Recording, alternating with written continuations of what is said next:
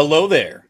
Welcome to Blitz Transmissions. I'm Tommy. Welcome to our 4th episode of Blitz Barracks, the monthly live stream I do on the last Sunday of the month at 7 o'clock p.m. Eastern Time here on YouTube, where I get a bunch of friends together. We get some new guests every single month, and we talk Star Wars news, Star Wars topics, a lot of Star Wars action figures, Star Wars toy talk, and we get right down and dirty with it. So, you guys know me, but I have a slew of friends here, including a surprise guest on the bottom right here. So we're going to go across the rows. Everybody introduce yourselves. Tell us what your channel, social media is all about, starting with everybody's favorite cheese prince, 212 Hunter. Take it away. I feel like I'm the least qualified person to be here. I don't post any content of any kind other than collection pics. So if you're into that and you like 212 clones, Commander Cody, and all that, you know, maybe some Mythic Legions. We'll see. I might get to posting more on my Instagram, but it's 212 Hunter, just like you see on the screen. So. Beautiful. Next up, we have my good friend, SKYWALKERHENDRIX. What's going on, brother? Hey, yeah, just do Hot Toys content and anything else I want to talk about. Beautiful. And we have next here, the King of Ohio himself, Hybrid Toy Reviews.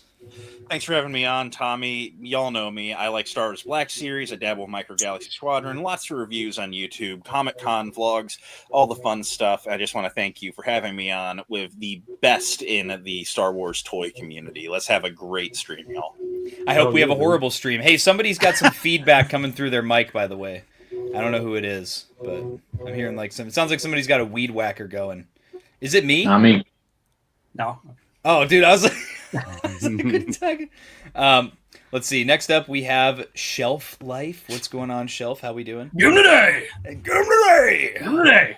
What's up? I'm Shelf Life. You know me. All right. All right, moving on. Don't subscribe to Shelf Life. Hey, watch his new Halo video. It's fun. Yes. Oh yeah. Watch my new Halo video. I put a lot of work into it. It's got like 5 views, so make me happy. I'll get 6. I'm making sure it's 6 at least. Beautiful. Next up, we have Darth Moocher, the guy who runs the YouTube channel Moocher's 3D Printing Lab, and also the man who makes it happen, the host over at the Sarlacc Digest podcast. I hate those guys. I do too. I don't even want to be there. What's going on, Mooch? What's going on? Thanks for having me. Original trilogy. Yep. All right. Get him out of here. No. He's gone. I do it because I love you. Exposure therapy, right? Yeah, exactly. But yeah, next up we have Cody, the Stoned Mandalorian-Collector. What's going on, man? Not too much, man. Good. Thank you for inviting me. Always happy to hear about toys, man, and collectibles. I'm always happy to do it, dude. So thank you.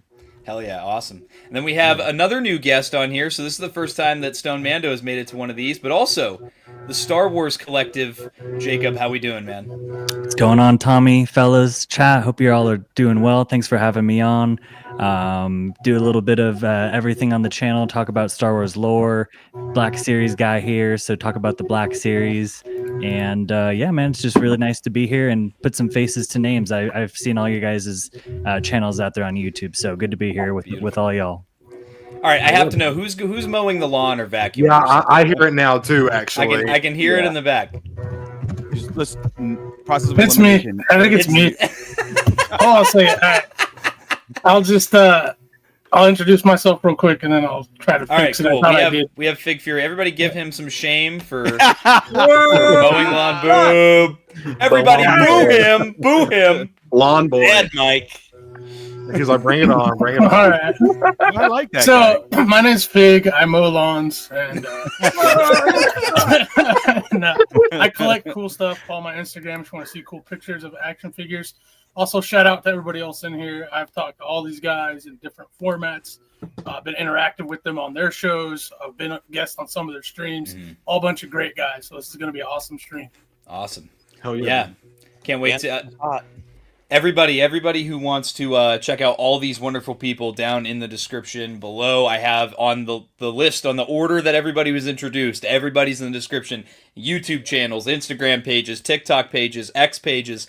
Anything you can think of for all these guys, everybody's there. So Yeah, Appreciate one X, not triple X. That's completely different. That we will not share that on It's separate. on the stream.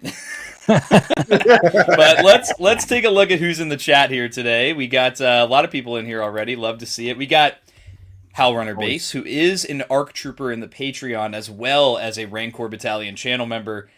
Howlrunner Base also just shipped me a TVC clone trooper that I needed for my Republic gunships. Nice. So thank you, Howlrunner. Love to see you in here. Appreciate you.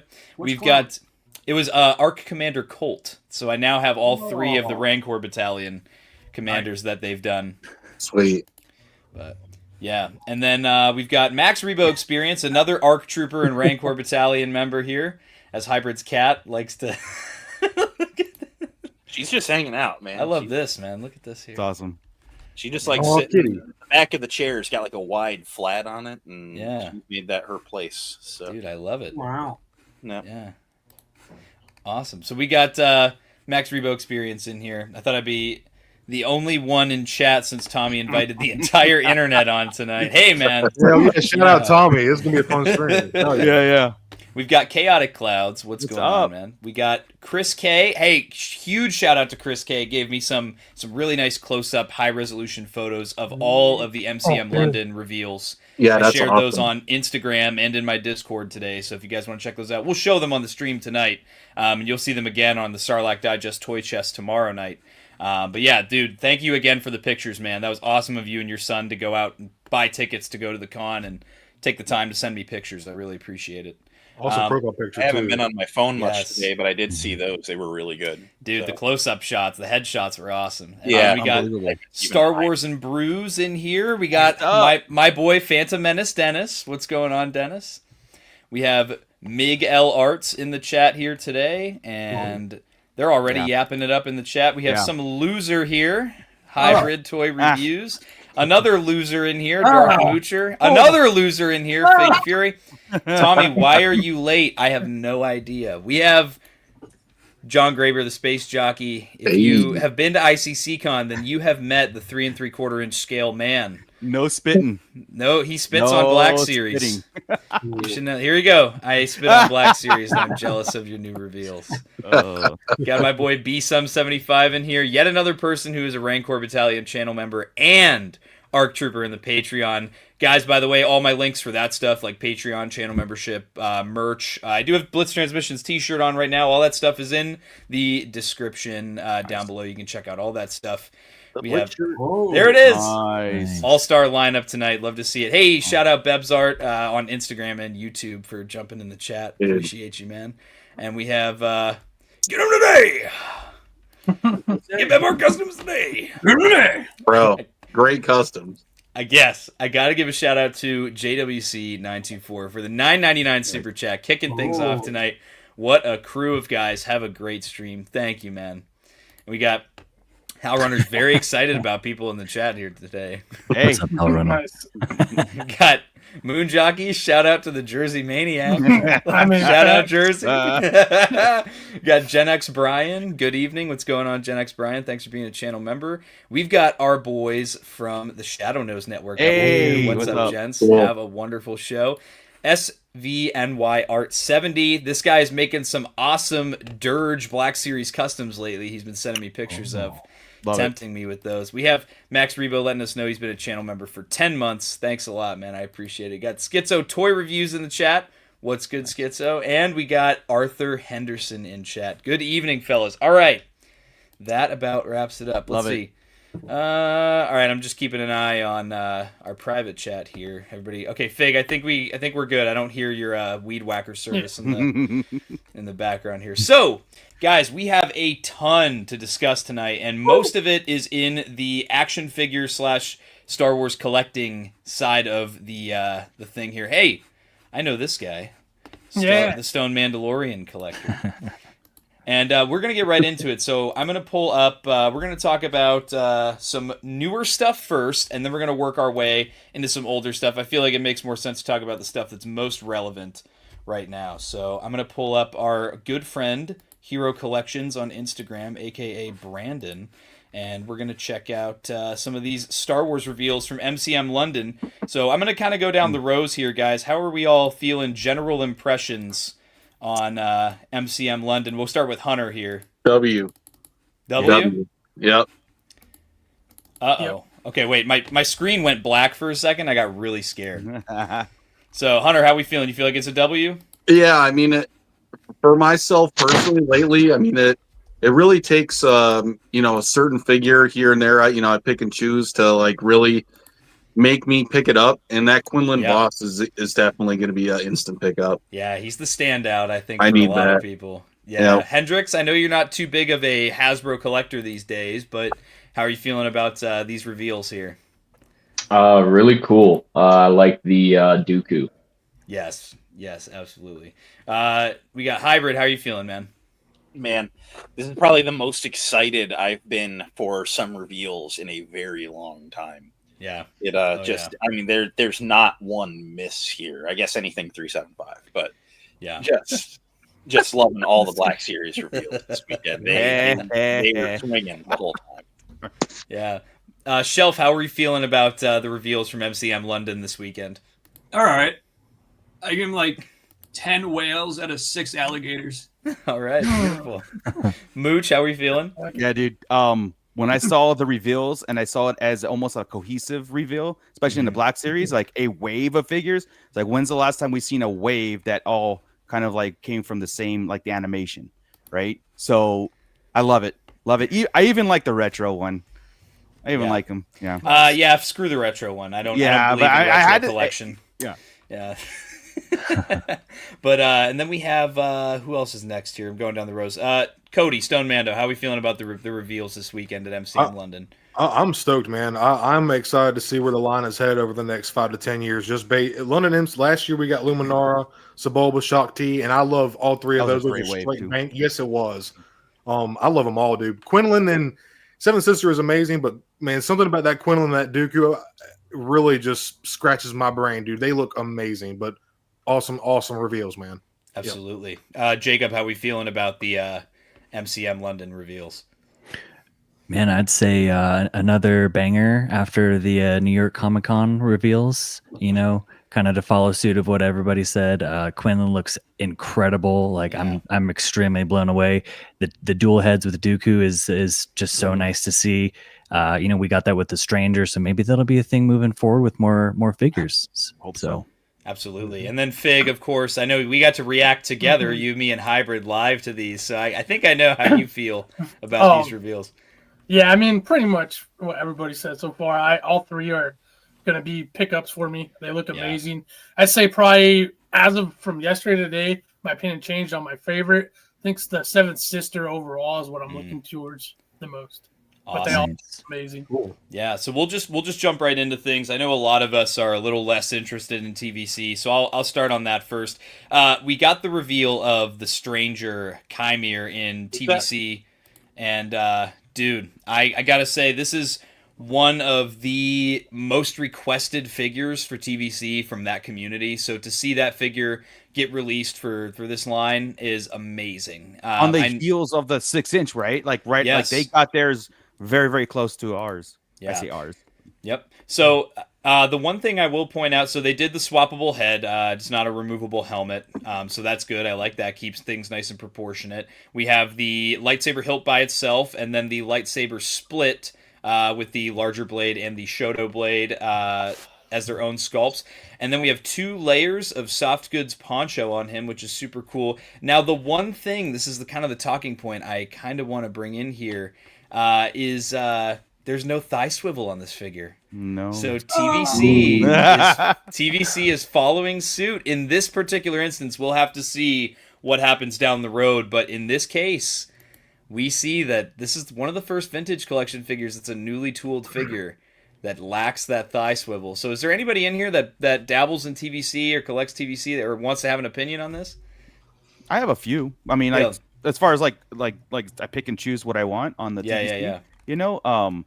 I'm as long as you can pose it, that's fine with me, right? I think that's all that matters. If you guys can get the posability out of it, then if the thigh swivel doesn't need to be there, then cool.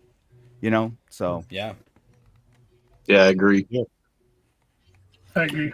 Yeah, that's we'll see how the figure comes out. I am going to be picking this one up just because I've been tainted. I've been poisoned by the 3 3/4 inch community. So I'm going to be picking them up here and there. And the Stranger's going to be one that I definitely get just because I love the Black Series figure. I have a minor gripe with the stiffness of that outer poncho, but that's something that I can get over.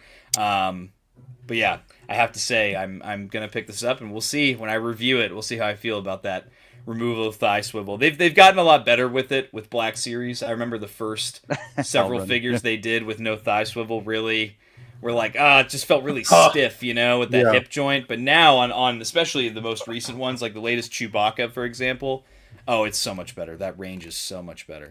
I was just curious, sorry to interrupt, Tommy, my bad. It's just, I really enjoy thigh swivel. I feel like it really helps for posing. It's just like a natural, organic human movement. And I just feel like we were all wondering, is it aesthetic? Is it piece count? Are they trying to keep the price down? And now that they're adding, we got the toe swivel or the toe hinge on the latest Boba Fett. It kind of takes away from the argument of it being a piece count because now they're adding another. Now it has two separate pieces of molds that need to be made for the foot. So they're essentially kind of cancels out the thigh swivel taken away. And then we're like, was it aesthetic? But then you think about characters like Obi-Wan and Anakin who could have had thigh swivel where their robes would cover it. It wouldn't really. So it's just, it's confusing. I like thigh swivel. I think the figure does look good. I did watch your guys' reaction to that. Everybody, if you haven't watched that, it was cool watching you guys react to the Black Series because of how hyped the reveals were. You could tell you guys were excited, and that y'all's excitement was contagious, and that's what attracts me as a fan and as a collector. So I like, and if you're like, it could have been better. I was a little lackluster. That's fine. It's your opinion, but me personally, obviously, when you see somebody else is excited for something that you are, it just 100% more. But it is a little bell bottomy. That was my end. A little bell bottomy on the pants a little bit. But. A big ass pants, yeah. Dude. Yeah. Does it come with the disco ball? No. Right, dude. Hell yeah, big. Now, what I can tell you is that the Hasbro team has stated that their reasoning for removing thigh swivel was aesthetics over piece count. Okay. They wanted to get rid of the thigh cut for the sake of the aesthetics of the figures. Now, I will say, like I said, they've gotten a lot better at this newer style of articulation because what they need to do is, if you're going to go that way, you have to carve out enough of that hip so that you can make the whole leg turn out. They do a good job making them turn in, but I don't need my characters doing the pee-pee dance. I need them to turn the legs out for those more athletic stances, especially for like lightsaber wielders. So they've gotten a lot better on like the Ronin is a fantastic example of that new scheme done well. Chewbacca is another great example. The new Han Solo is pretty decent with that as well. So I agree with you, Stoned. I tend to be a guy that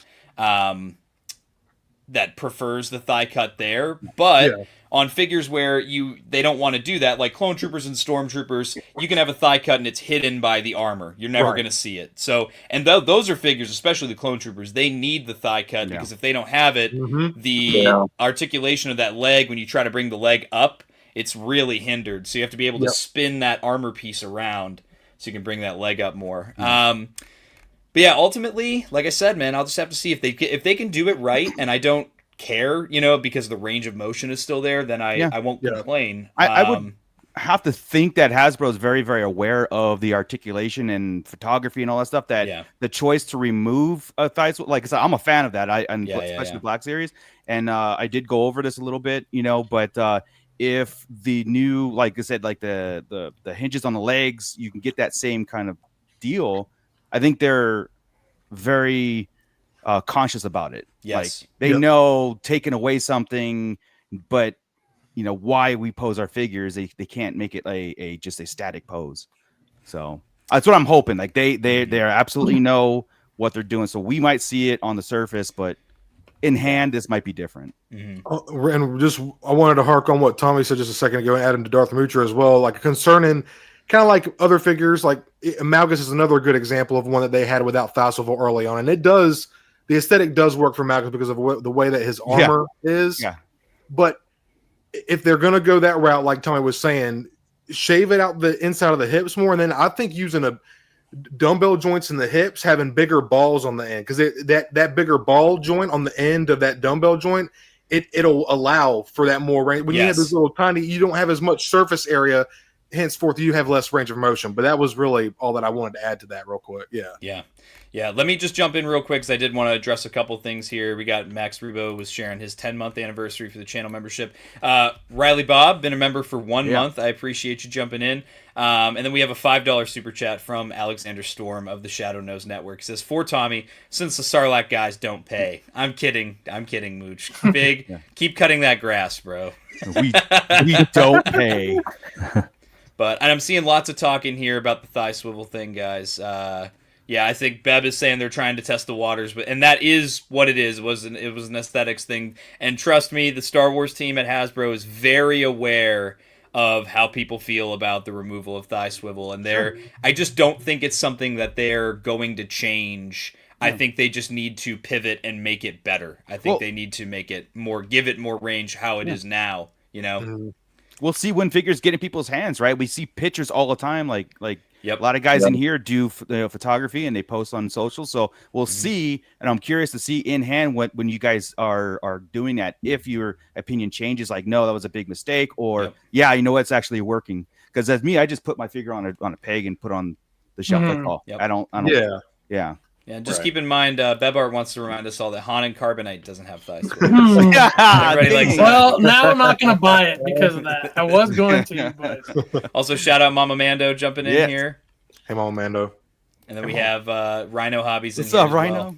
Rhino Hobbies, another goat in the community. Always appreciate Rhino. Hey, before we move on to the next one, I did notice Brandon added the notepad emoji instead of his Pokeball to his profile. Nice. That's great. I did just pick up on that. But as far as TVC at MCM London, that was the only new figure. The other two figures that got revealed at MCM London are repacks. So this Emperor's Wrath Darth Vader from Return of the Jedi is a repack from that 3-pack that came out earlier this year. It had Revenge of the Sith Anakin, Clone Wars Anakin, and this Vader in there. So what they did was they took it out of that special 3-pack, they single-carded this, gave him his own unique card art, and that is what this guy is. And then they also repacked Darth Maul, branded as a Maul Shadow Lord figure to get us into the upcoming Maul Shadow Lord show. So this is technically the first Maul Shadow Lord merch we've gotten for Star Wars thus far. Interesting. Does that mean a release date's coming soon? 2026, I heard last. I know, but like an actual date, like if they're. I don't know. But I for one, I'm going to be passing on Vader. I will be getting the Maul though, because I was actually looking for this Darth Maul to supplement some Maul DeLoreans that I picked up recently for my Republic gunships for TVC. So really excited about that. And then really went off the deep end. Wow. Yeah. Keep it keep it together. We got on Tuesday, October 28th at 1 p.m. Eastern Time. These go on pre-order, as do the Padme and Shakti, which we will talk about Padme and Shakti shortly here. Anybody have any thoughts on either of these figures? Anybody want to jump in and share their thoughts? The cards look freaking awesome. Yes. Yeah. It's going to suck. These are two characters that I would probably bite the bullet for the 1999 just to get them on that really awesome card. And I'm really excited for this show because I'm a Maul show. I know Hunter hates Maul. But nice. But these are cool. They are. I'm not a big TVC guy. I do collect a few on-card ones, and that Vader's. I'm a Vader fanboy, so I got to get that. Hell yeah, bro! I want them to do a Revenge of the Sith Vader. If I'm not mistaken, TVC hasn't done one yet, bro. I want one so bad. Like I keep seeing these TVC Vaders get released, like the New Hope one that they did for the TIE Enforcer or whatever, right? And then this one, I'm like, man, come on! I just want that Revenge of the Sith Vader. Hell yeah, dude! Can we look real quick at that picture at the end of just the wave?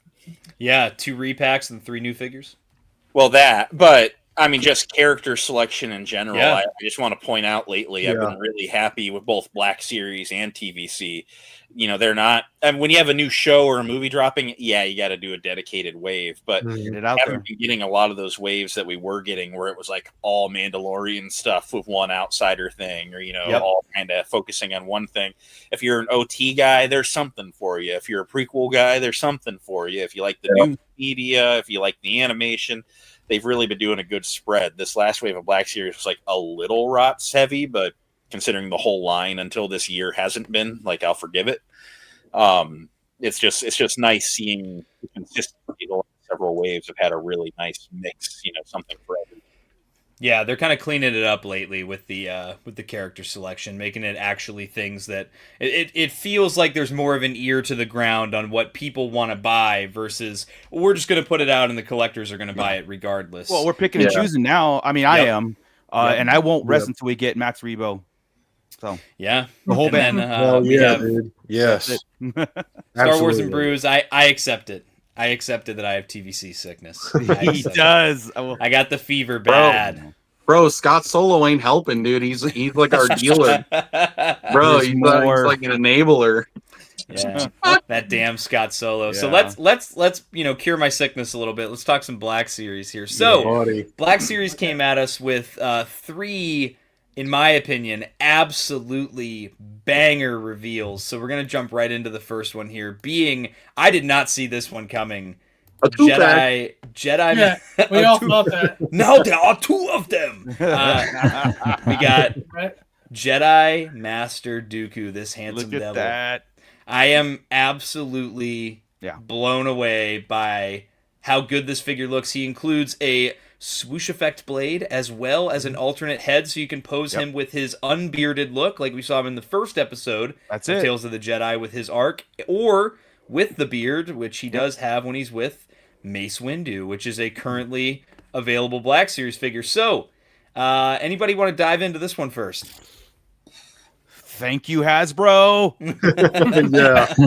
Yeah. First off, the dual head, the multiple heads, the swoosh effects. That's what we want in this package. That it's multiple. We might buy 2 because you need both Dooku's. And I love it. Absolutely love it. That's all I gotta say. I'm buying it. $27.99, no problem. All day. Yeah. If you were on yesterday morning and you happened to catch Tommy's stream with me and Fig, it was Tusken Raider noises all around. Nice. Funko did that wave of Tales of the Empire, and so all of a sudden it seemed like these shows were open for merchandise, and I was just wondering what's Hasbro gonna do. I think they made the right call here. I think Tales of the Jedi generally seems to be the one that people talk about most from these Tales shows. It's peak Star Wars, it's insane. Seeing Dooku's fall and then a little bit of filling in the gaps with Ahsoka, like, it's great. Yes. This Dooku's insane. Covering all the bases, giving you the bearded, the clean shaven, the saber swoosh is excellent. I know. When I know that we've got confirmation this price hike is largely tariff related, but I'm okay with paying for anything as long as the quality is there. Seems worth it, right? If you look at what the offering is, that's what we want. I have said before, whenever they give us a figure, a Yoda or an astromech or something, when you're giving me something a little bit less, you need to fill the box. And here we are getting a full size figure with the box full of accessories. The one thing I guess I'm just hoping it stays in the prototype stage here is I'm hoping they throw a little bit of paint on that saber hilt, but everything else here is great. Yeah. Shelf, I know you're dying to jump in here. Go on, Shelf. That's how I'm talking to. Yeah, it's a cool figure. I love the cloak. I love those little lines on their little yes. Pretty nice. But I don't want to be a whiner or a wiener. But can they please paint the lightsaber hilts? I don't like this trend. It's making me very sad. I'm not a fan. That's a fair point. That's a valid point. Yeah. Yeah, this is TVC, man. Come on, let's go. I'm not. I'm not the guy where they cut thigh swivel or something, and everyone's like, Hasbro's doing it to screw the consumer. That's not me. I genuinely think someone sitting at a design table said, "Hey, Maybe it turns at the knee. Maybe it would look better this way. I just think there was some thought into it. But there is no way to justify not painting the lightsaber hilts without saying that it's a cost-cutting measure. Because they've done it in the past. That's the thing. Right. And yeah. You know, like, hey, like you just did a $3 price increase. If it's purely for tariffs, I kind of wish it was a $4 price increase so we can start getting those paint sabers back. Whatever you got to do. You know, it's funny. I was doing a comparison video on my channel recently where I said, you know, is the Black Series really worth it at $28? And I was looking at the newest Revenge of the Sith Anakin versus the Archive. Dude, they didn't paint the saber hilt on Archive Anakin. I never noticed that until I did the comparison. It's that same dull gray plastic. Yeah, so if you check out my interview that I did on the channel with Scott Knightlick, aka the YouTube channel Spectre Creative, he has a lot of business experience with Mattel, with Jada Toys, Jazzwares, all different companies, and he worked on Star Wars products with Jack Pacific, for example. So he actually says, you know, if you look at like Masters of the Universe was the example he used. Over time, your paint budget dwindles, and I've actually Daryl DePriest, who was in charge of Star Wars toys from 2005 to 2015, says the same thing, that over time, your paint budget starts to go down and down. So what they'll do, because consumers get more upset, and we've seen it on the internet, consumers get more upset about prices going up and keeping the quality than the same than they do about the price not going up and quality going down over time. So that's actually why over time they're trying to keep that price lower.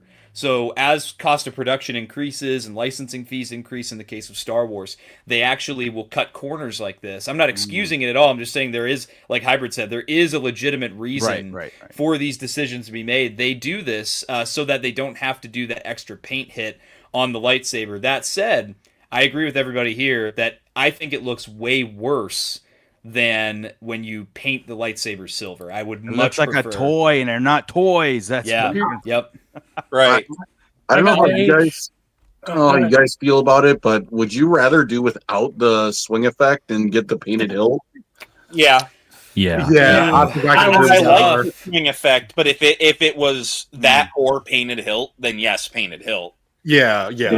That's where I'm at. You know why? Because I would you also can make just those. be okay paying $30 a figure and getting a painted hilt and a swing effect. Yeah. If that's the legitimate cost, that it would take to do that. Yeah. See, I'm also curious though. I feel like a molded translucent plastic like swing effect is probably cheaper than actually painting a hilt. I bet. Agreed. You can make them. Right. You can good point, customize Hunter. them. I said I did a Topical Tuesday when the price increase was a rumor before it even hit, a month ago. And this is my fight. I've been in it since I was 6 years old. Suddenly it's real to you. I know that y'all love to fill a pile of loot and wait till something's 4 months old. But me, I want to be a day one reviewer. I've been ordering stuff from CMD in Canada, paying $30 a figure and $10 shipping to get it 5 days before the next guy. And this has just been my life. I don't care. I like the figures. They're good. I'll do it. I mean, if $3 was just for tariffs, make it a $4 hike. Paint the sabers. Make it a $5 hike. Whatever you got to do. You're really close to $29.99. I mean, yeah. Not saying we're not putting we want to pay more for figures, but guys, John Paul Hasbro, I want to pay $74.99 for a figure, please. Come on, brother. They tried it was the hyper-real figures, and they I won't lie. I would see that Vader sick, but wrong scale. Just say. Here's my wallet. Just make the toy the best it can be. Just I would need out of it. I would pay $35 a figure if it was perfect with zero complaints every time. Absolutely. Yeah, if I knew that every single figure is going to be absolutely flawless, a definitive, definitive. And when we say that, we're not asking for fucking. I'm sorry. We're not. My apologies. We're not asking for 10 pairs of hands and 4 alt heads, but this is the kind of direction I like to see them heading. I love the alt head in the standard release. It's a good direction. You're right. But everything y'all are saying.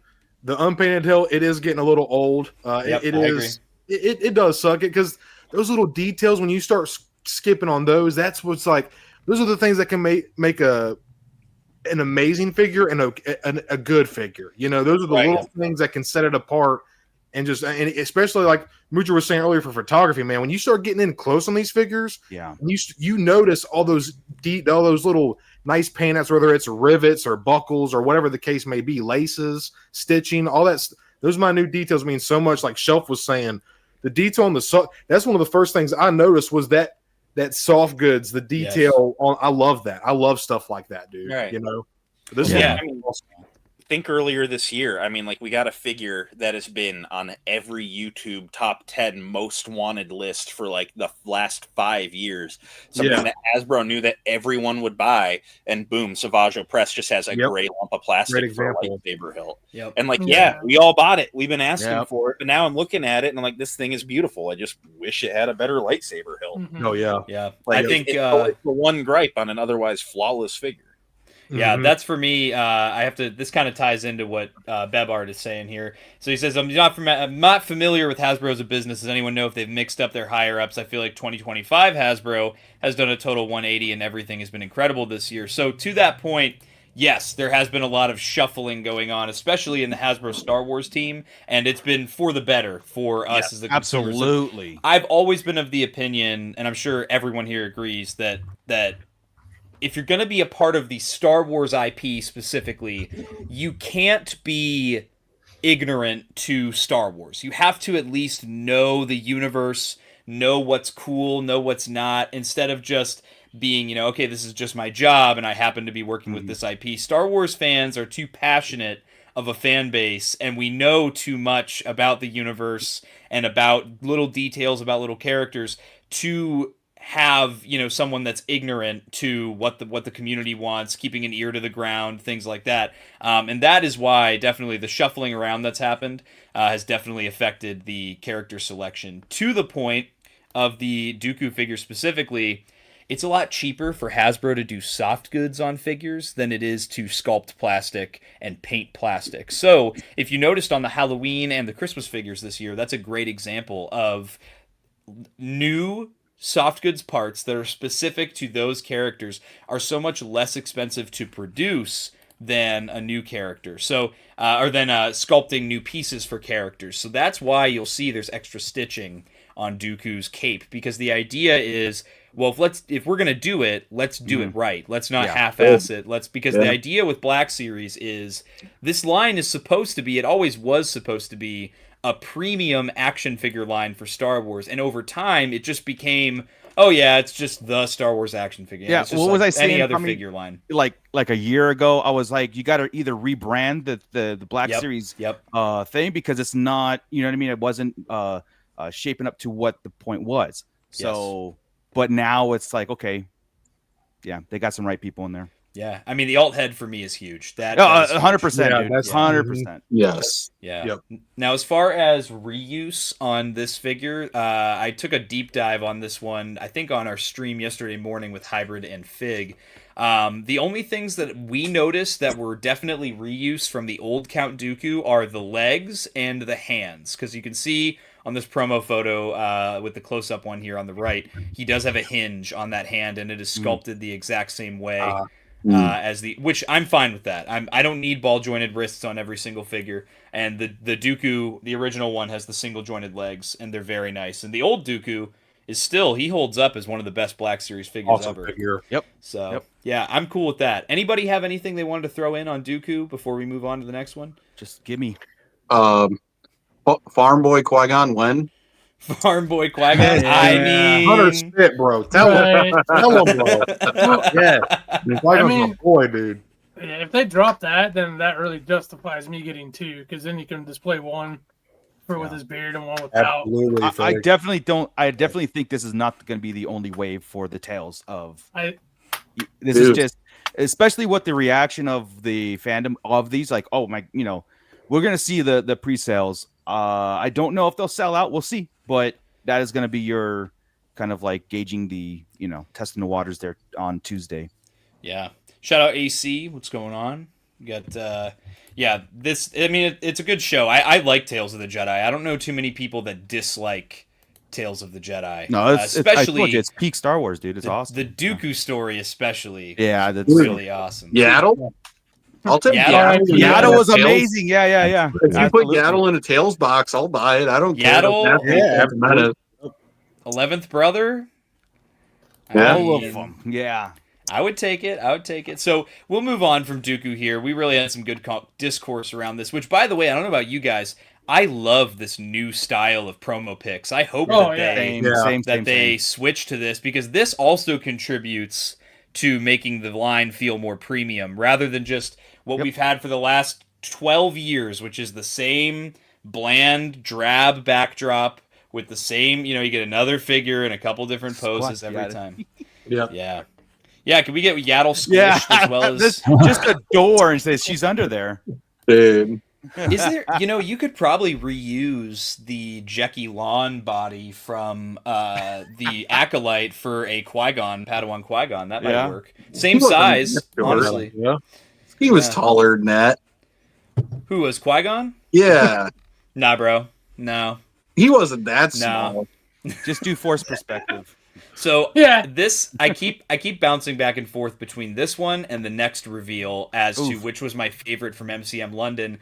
This one here, the 7th Sister Inquisitor from Star Wars Rebels, really threw me through a loop, man. Look how many accessories she comes with. She's not a deluxe figure. We have the 7th Sister, a character that was translated from animation to live action, I think, very well. She comes with swoosh effects for both ends of her Inquisitor saber, the hilt. She comes with both her helmet, which is removable, and the face mask, which is a separate piece.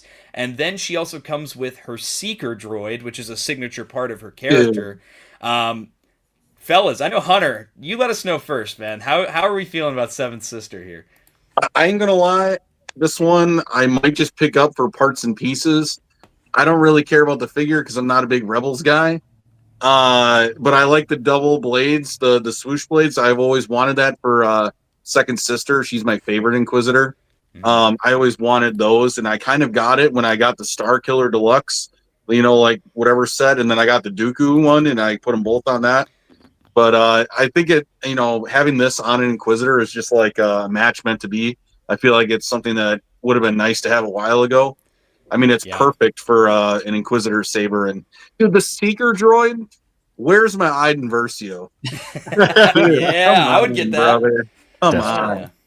But it does look incredible, even though the figure's not probably going to be in my collection, but I think it looks incredible. Yeah. Anybody else want to jump in on this one here? I just coming back, but this has been like a Rebels must-have for me for a long time. Rebels is like my favorite animated show. So I couldn't believe it when it happened. I was like, man, okay, I'm still asleep. I didn't hear Tommy's call when he called me for the stream. But this was just an insane reveal. And again, just accessory maxing. I mean, there's no complaint to be made. Yeah. Dude, hell yeah. Yeah, anybody else? Stone Jacob, you want to jump in on this one? Had something to... Oh, Shelf? No one cares what Shelf has to say. He's just here for... You won't want me to swear, okay.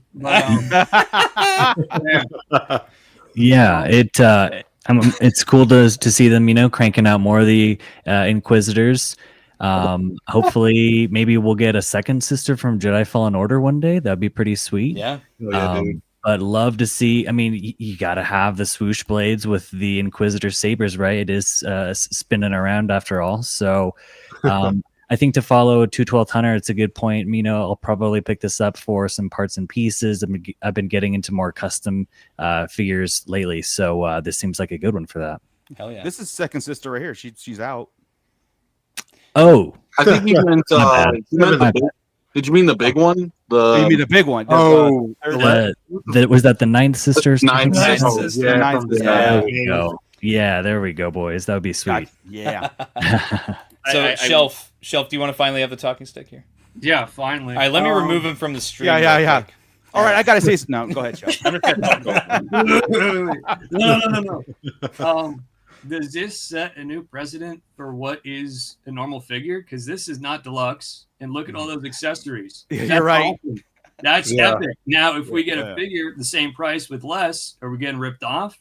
So I would say going forward that these are what you should expect from basic Black Series. The three reveals today. Obviously, they have a little more wiggle room when they're doing fan channel waves because they have a lot more places that will buy a lot more stock. So they know that they're going to sell X amount of units right out the gate to the retailers, because when you do fan channel, it's like, your Big Bad, your Amazon, because they know it's exclusive to them, they're going to buy more stock.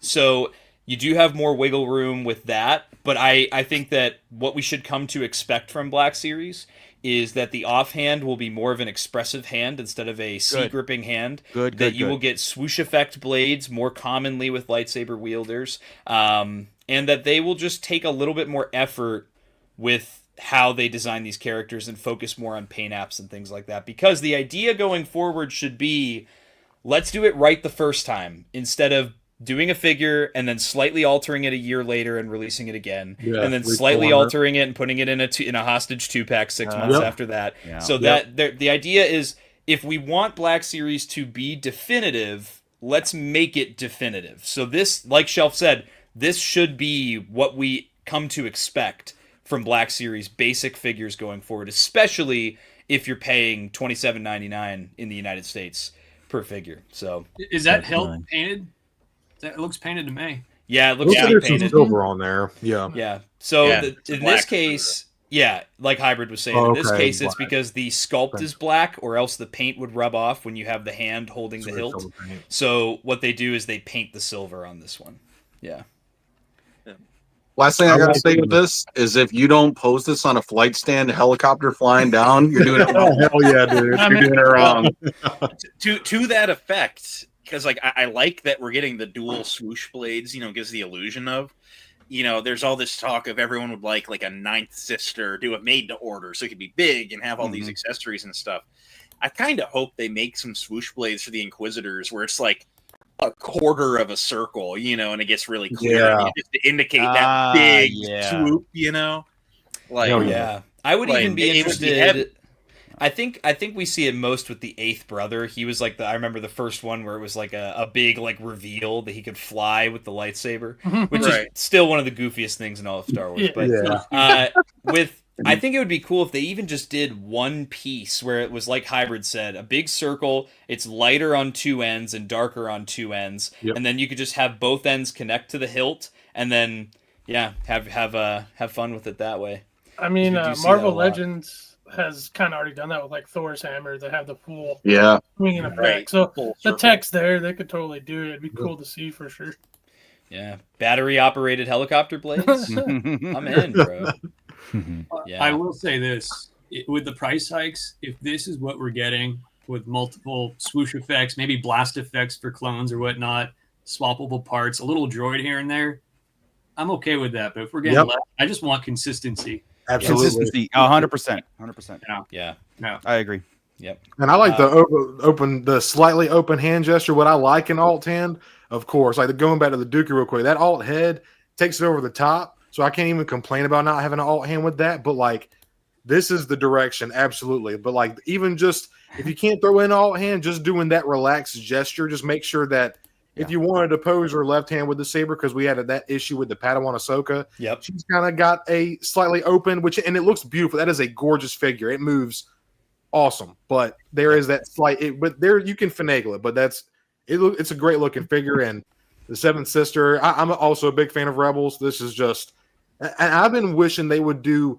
They have these molds and the stuff sitting around. Why not use it and start throwing it in? And it's so refreshing to finally see them actually doing that. The thing that all three of these figures came with swoosh effects is just wild to me. I'm still giddy about it, to be honest, dude. Yeah, the thing too crazy. Is they've sculpted it. They've tooled the swoosh effect, so now you don't have to spend tooling budget on swoosh effects. So just start pumping them in with figures, and it increases your perceived value. Yeah. Yep, exactly. And that'll make people be more willing to kind of bite the bullet with these price increases. This is the way to freaking go, dude. I love this. Was someone saying something? Did I interrupt somebody? Probably. Probably me. I don't think so.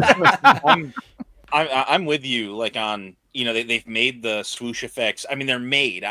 You gotta imagine the most expensive thing of making a figure is like a tooling part. Tooling is easily the most expensive part. And so then, I mean, to go back to the Dooku for a second, but it's like it reuses the legs and the arms, right? Or at least the hands. Legs and the hands, yep. Right. And so it's like there's even less tooling on that sword, that nickel a silver paint for the hilt go. But, like on this figure, they've made the swoosh effect for prior figures. I'm guessing they're reused from the Anakin and Obi-Wan pack, but with a different color. Yeah. But they're made to just make the peg of the lightsaber blades a standard size peg going forward. Yeah. And just pack it in everywhere. You've already made it. It's just a couple cents of plastic at this point and some dye. Yep. Like just run with it. Yeah. Definitely. Let's see. Anybody else have anything they want to say on Seventh Sister? Just the fact that more Inquisitors, the better. I love the concept of Inquisitors in general. Shows apart. So what I'm envisioning is having Vader up front on a shelf with all the Inquisitors behind him, and then flight, whatever it is. I think that would be like an epic shelf, right? Yeah. So if we're not going to get the Knights of Revan as a whole, the Inquisitors are the next best thing in my opinion. Look, I said a sequel thing. Oh my god. Yeah, wait, Moocher. Everybody, mark that down. Moocher said we need to strike that from the record. Moocher said something positive about the sequel. That's how I have mine. I have my Emperor, my Inquisitors, and my officers on one shelf. Yeah. Those that hold a little bit of rank. So it's a fun display. Yeah. So we'll jump into that. Honestly, dude, I am so giddy over this one here. The Black Series. I'm feeling like Great White North Empire here. With this one. So we have Quinlan Voss, almost entirely, I'm sure the legs are probably reused from somebody, but this figure looks absolutely phenomenal. As a Clone Wars kid that, watched with my dad on Cartoon Network every Friday, I am absolutely in love with this figure. The likeness is amazing, and we'll check out some of those headshots, like I said, in a little bit here, that I was were sent to me by a guy in my Patreon that went to MCM London. But man, I don't think I could want anything more with this figure except for the hoverboard that the original 3 3/4 release came with that never showed up in the show, the hoverboard skateboard. But man, I am in love with this figure. And if you look, he's got ball jointed wrists. He's got all kinds of the newest, latest, and greatest Black Series articulation. I am all over this one here. But guys, anybody want to jump in? This is an about time figure. Like, what's up, JC?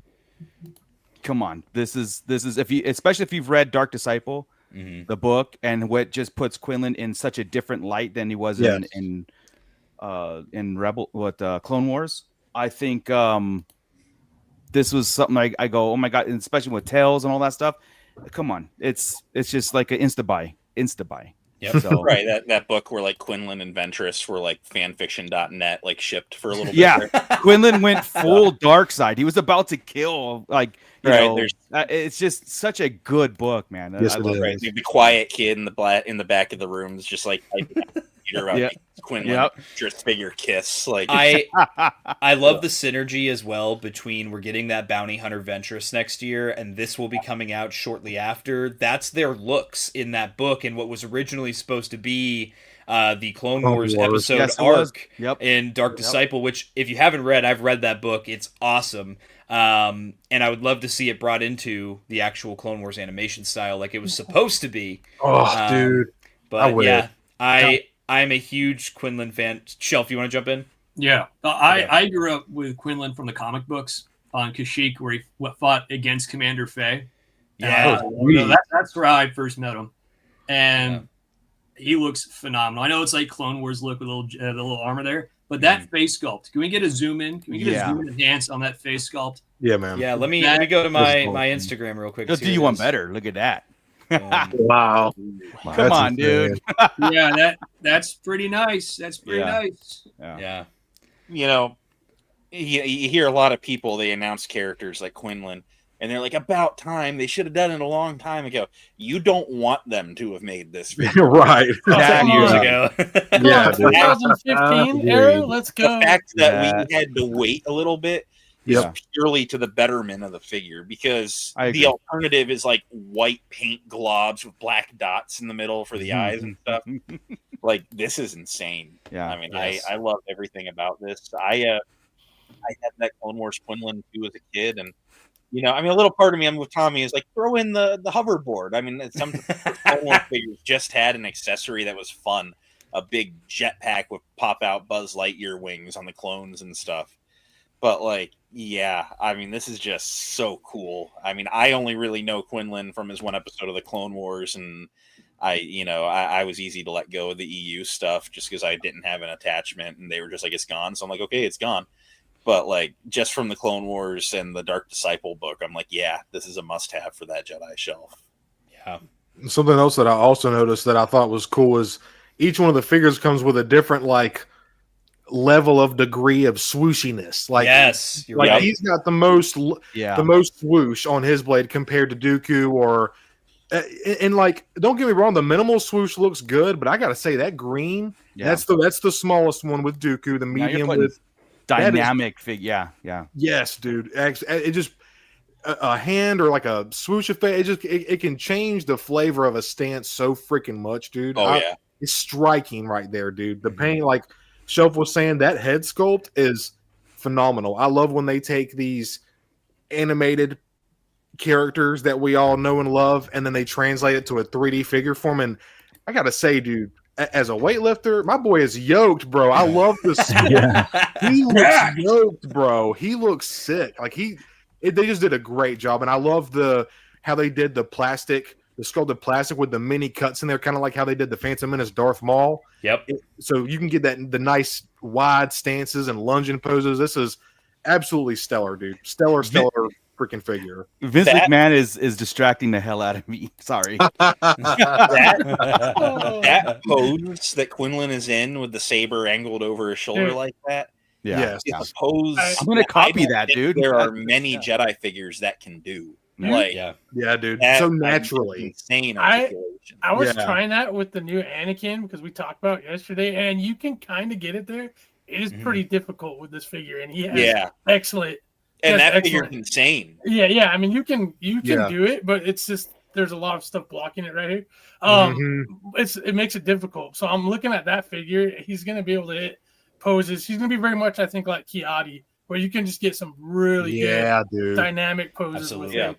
On top of like a really cool looking figure. It hits all the marks for photographers and for like people who just like the pose figures, plus the stylization and the look. It's like the perfect package for a Jedi. I think he's going to be up there. I have a feeling. It's a fig guarantee. He's going to be like top 3 figures next year. Fig Fury guarantee, top 3 figures, and then Pongarel and Dirge come out next year, and you're wrong. I said top 3, so I can't wait to pick up 3 of these and pluck 2 of those swooshes out of there and sell those figures discounted and give those swooshes to my Grievous. Ooh, that would be cool. Because we've never had a green swoosh effect before in the line, so now that we have it, now I can take like 2 of them from the Annie Obi like SDCC set, and I can give that to these and those to Grievous. As long as we get a new Grievous, I'm cool with that. I mean, I do have the SHF copy, so can we I seen somebody. Oh no, I'm sorry. Who was that? My bad. Can we look real quick at the picture of Dooku and Mace? Dooku and Mace together? Count Dooku? Yeah. Did anyone else have that gut drop when we were watching the stream? Oh, Tupac! My God, are we getting another Mace hostage pack? Like, my I said it on our stream, bro. Dude, when we saw it, me, Hybrid, and Fig were like, "Oh no!" I despise the term hostage pack. I think that it's made by those that live to complain, but it would fit here. It finally would break my camel's back on that. Yeah. I was just like, oh man, please don't. And then I read that little additional figure sold separately, and I was like, oh.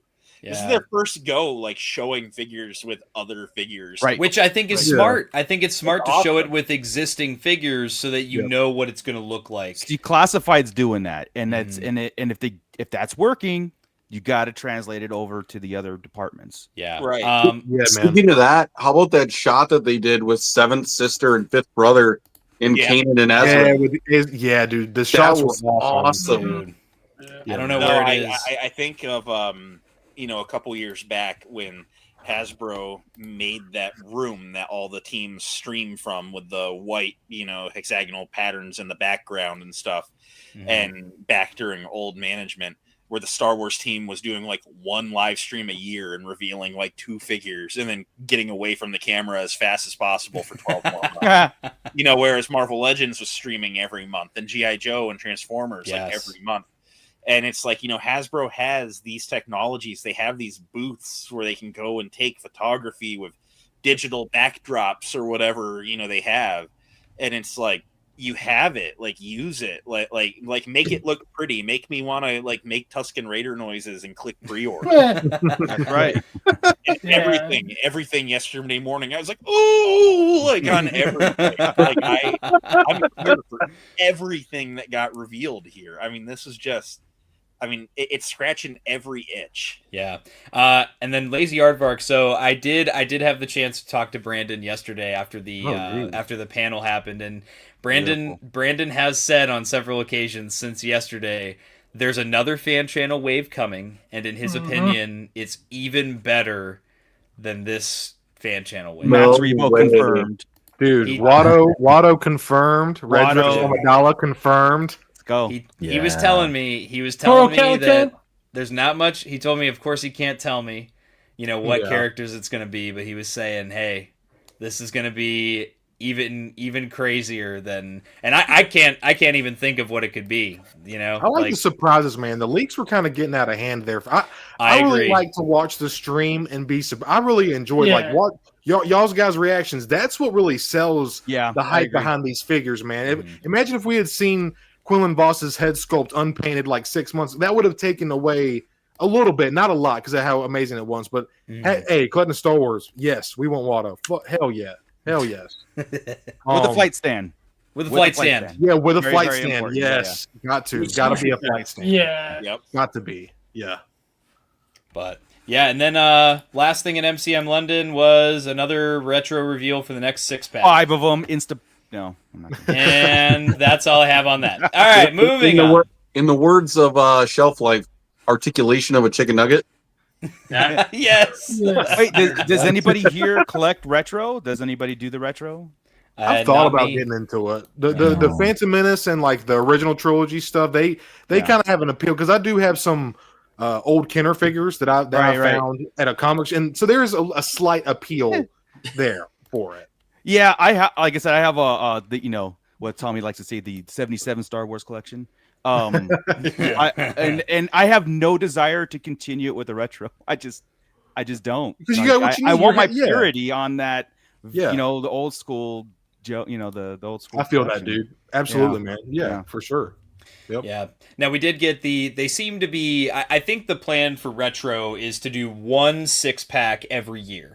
And they're not going to do like, stuff for new shows or new movies anymore. It's going to be original trilogy focusing on characters that were never made by Kenner, stuff that can supplement your Kenner collection. So we have Garen Dan, Long Snoot, and then we have CZ3, which are both characters from A New Hope that were never released. In the same scene almost. Yeah, they were never released in the original Kenner line. So these are great for people who love that original Kenner. Or like Caleb says in the chat, TBS, yes.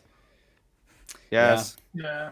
Yeah. I want Garen Dan so bad in the Black Series. I feel like they would. Oh, I know. Oh, dude, they would kill Garen Dan. Should have been wave 1. And George, they always do a good job. Yeah. So bear with me. We're gonna move on to the New York Comic-Con stuff here. So I'm gonna pull up our good friend Yakface, probably the Lord and Savior of the Star Wars collecting community. If it weren't for Yakface, let's be real, we probably would not know half the stuff we know. He's like my go-to first thing in the morning, like almost on Instagram. Like, oh, okay, or like legit news, right? Yep. Well, in those times I mentioned where Star Wars team used to stream once a year if we were lucky. The rest of the year, they weren't revealing anything. The only way you knew what was coming is Yak found it in a shipping container manifest somewhere. And yes, I guess we're getting a Luke and Stormtrooper armor this year. Can't wait to see what that looks like. And you didn't see it till it showed up on shelves. So it's just what it was. Yeah, so we're going to jump right into New York Comic-Con here, starting off with TVC once again. As a guy who is way too excited about the Republic Gunship HasLab funding, I am so excited for all the reveals that are coming during 2026 for the Battle of Geonosis campaign that will be supporting the Republic Gunship. So our first couple of reveals, these were teased at Red 5 Collectibles in Boston, Massachusetts. We have Shaak Ti, who looks amazing. I can't believe they packed this much painted and sculpted detail into such a small figure, and giving her two different kinds of soft goods fabric like the Black Series one has. Anybody picking this one up? Anybody have any thoughts? Black Series. And moving on. Get him today! The Black Series. Force Unleashed win. Oh, yeah. Force Unleashed Shaak Ti. Oh, no. Hey, yo. But we also got Padme Amidala, which the likeness on this figure is crazy, man. I can't believe how well TVC has gotten with the likenesses on these figures. At such a I small do scale. agree with you on that. Yeah, I do think they stepped it up. Not just on Black Series, but Vintage Collection also got like new sculpted attention. You know. Yeah. Yep. Yeah, no, it's really impressive how good these garbage figures look. So. Oh, get this guy out of here, banned. But now let's talk about Boba Fett. Okay? Love it. Big deal with this figure. So this is Boba Fett in the long-awaited Book of Boba Fett specific appearance, which is different from the one we've had in Black Series for several years. Also being the first figure in the Black Series to debut a new piece of articulation, which is the toe hinge. So obviously this figure is, my only gripe with this one is that it's not weathered as much as I'd like it to be. Boba Fett has some very prominent weathering marks, particularly around the visor in the Book of Boba Fett. That's when he that I wish first they painted it, remember? And this is where he first painted. Yeah, Headcanon. And we do get the jetpack, we do get both his blasters, and we do get the soft goods for that lower cape piece, thankfully. So dude, they did a great job posing this guy. Shout out to Shooting the Galaxy, who does all of the figure photography for Black Series and TVC. Guys, how we feeling about Boba Fett? Who wants to jump in first? Man, look at that pose. It just makes it look 10 times better. I've been trying to pose some of my stormtroopers in just a basic crouching pose, and unless you lay their foot all the way flat in the back, sometimes it doesn't work. So I'm loving what I'm seeing here, guys. This is so awesome. To bring up Mike Case, fellow Black Series guy, is the toe articulation going to hold up over time? Is it going to become loose? Is that going to be a problem for him standing? I guess we'll just have to wait and see. Yeah, only time will tell. Yeah, that's my... No, you go ahead, Honor. You go ahead. I was just going to, real fast, I hope they do more. That's all. Yeah. More figures with toe articulation. And very good important point. How is it going to hold up? It should be fine, but yeah, that's true. That's all I wanted to say. Just more, please. Yeah. Yes, more, please. I have some McFarlane and Marvel Legends figures with toe articulation, and as long as they can keep, make sure that friction point on those toe hinges are tight, where it's not wanting to lean forward and it gets loose over time, I think it's cool to see them debuting a new piece of articulation. That makes me psyched for it. The only thing I have a little bit of a gripe for, it looks cool, and the toe hinge can add so much for articulation and for poses. I mean, it's the small things like I said earlier. But man, I'd rather I'd rather have thigh swivel than freaking toe R2. That's just me though. It still looks good, but man, I don't know. I'm very curious how the toe hinges are going to hold up over time. But I guess we'll just have to see in hand. It looks great though. I'm stoked. This is the Daimyo look with the tight black pants for Boba Fett. This is a look that a lot of people were waiting on. I like seeing them do the soft goods comma too. I'm definitely going to pick it up. It's a little piece of it's groundbreaker for the line. This first time toe articulation. Yeah. Black way series, better than the series, by the way. Y'all are getting distracted by the low hanging fruit, which is the toe articulation. Can we go back to the box shot really quick? Yeah. Is the Boba Fett tax done? Are we getting a Boba Fett that doesn't have an additional $7 that you go after yourself and pay it because it's Boba Fett? It's not a deluxe box now hybrid. They're tricking you. Right. Okay, one point to make on that. Like, okay, you take this Boba Fett and you take Cobb Vanth, right? Mm-hmm. The only reason why Cobb Vanth was deluxe is because the paint apps. Mm-hmm. So that's, I don't know if that had anything to do with the past Boba Fett's, you know what I mean? Like good point. Because this is 0 scratches and those did have, some. Yeah. That's the only thing I can think of is why you're 100% right. It's like I just thought Throne Room Boba was pretty clean and they were just for fun, just for fun. He was $7 more. Just for fun, exactly. Look at it. I'm gonna in stores for like $1.99 in Illinois. Yeah. Shelf was ready with it. I mean the difference is no paint. Yeah. The Return of the Jedi one is so worth it. And then the Typhon one comes out afterwards, which while it has paint, it's a complete reuse sculpt, so therefore it costs $0 to sculpt. Mm-hmm. Yep. Yeah, I'm gonna jump in real quick here, guys. Real quick. Go ahead. I do have to bounce. Oh, thank God. Yeah, no. I mean, that's awful. That's actually why I'm leaving. I just couldn't take this anymore. My lawn started growing again, so I got to go cut it. But no, for real, it's been awesome. And later, Fig. This one last thing, hashtag Tobafett. And hashtag Tobafett. Yeah, you guys are all awesome. Check everybody out in chat. Check all these guys' socials. Hell yeah. We're all a bunch of Star Wars fans. You'll like it. Later, Fig. Peace out. We'll talk to you all, guys. Deuces. Later. See you, brother. Shout out to Fig Fury, his Latin name, Uncus Figus. God, everybody knows. Went all to crap now. We don't even have any eye candy here. I'm out. All ugly mugs now, baby. Who was that guy? All right. Who is that guy? How did he get in there? Who shared the link with him? I think for me, this figure is indicative of something that I think Black Series needs to be a little bit conscious of, and I think they did it. I think we saw it with the Acolyte. I think we saw it with Skeleton Crew. I think we're seeing it with this figure here. Hasbro's not like we've talked about this year. Hasbro is not stupid. They know new media figures. Well, not anymore. They know that new media figures are a harder sell than a Han Solo, a Chewbacca, an Anakin Skywalker, a Padme. Right. Because the legacy characters have an established, cult following behind them. There are people that are completionists on just Anakin merch, just Obi-Wan merch, things like that. So, or if you're Hunter, just 212th and Commander Cody merch. Whereas new media, you're already fighting an uphill battle, and you have the stigma of the current Disney era of Star Wars that you're fighting an uphill battle against too. So what they do is, this is not a Lucasfilm mandated thing. This is a Hasbro thing. They look for ways to make the new media figures more enticing so that collectors will want to buy them. And my theory is that in this case, toe hinge was the thing that is that little this little thing. Hey guys, it's the first figure we're introducing toe hinge on. So your average Star Wars collector is going to go, okay, Boba Fett, I'll check him out, try out this new articulation scheme at $27.99. I don't know if that's something that's as feasible as back when the figures were $20 a pop, but I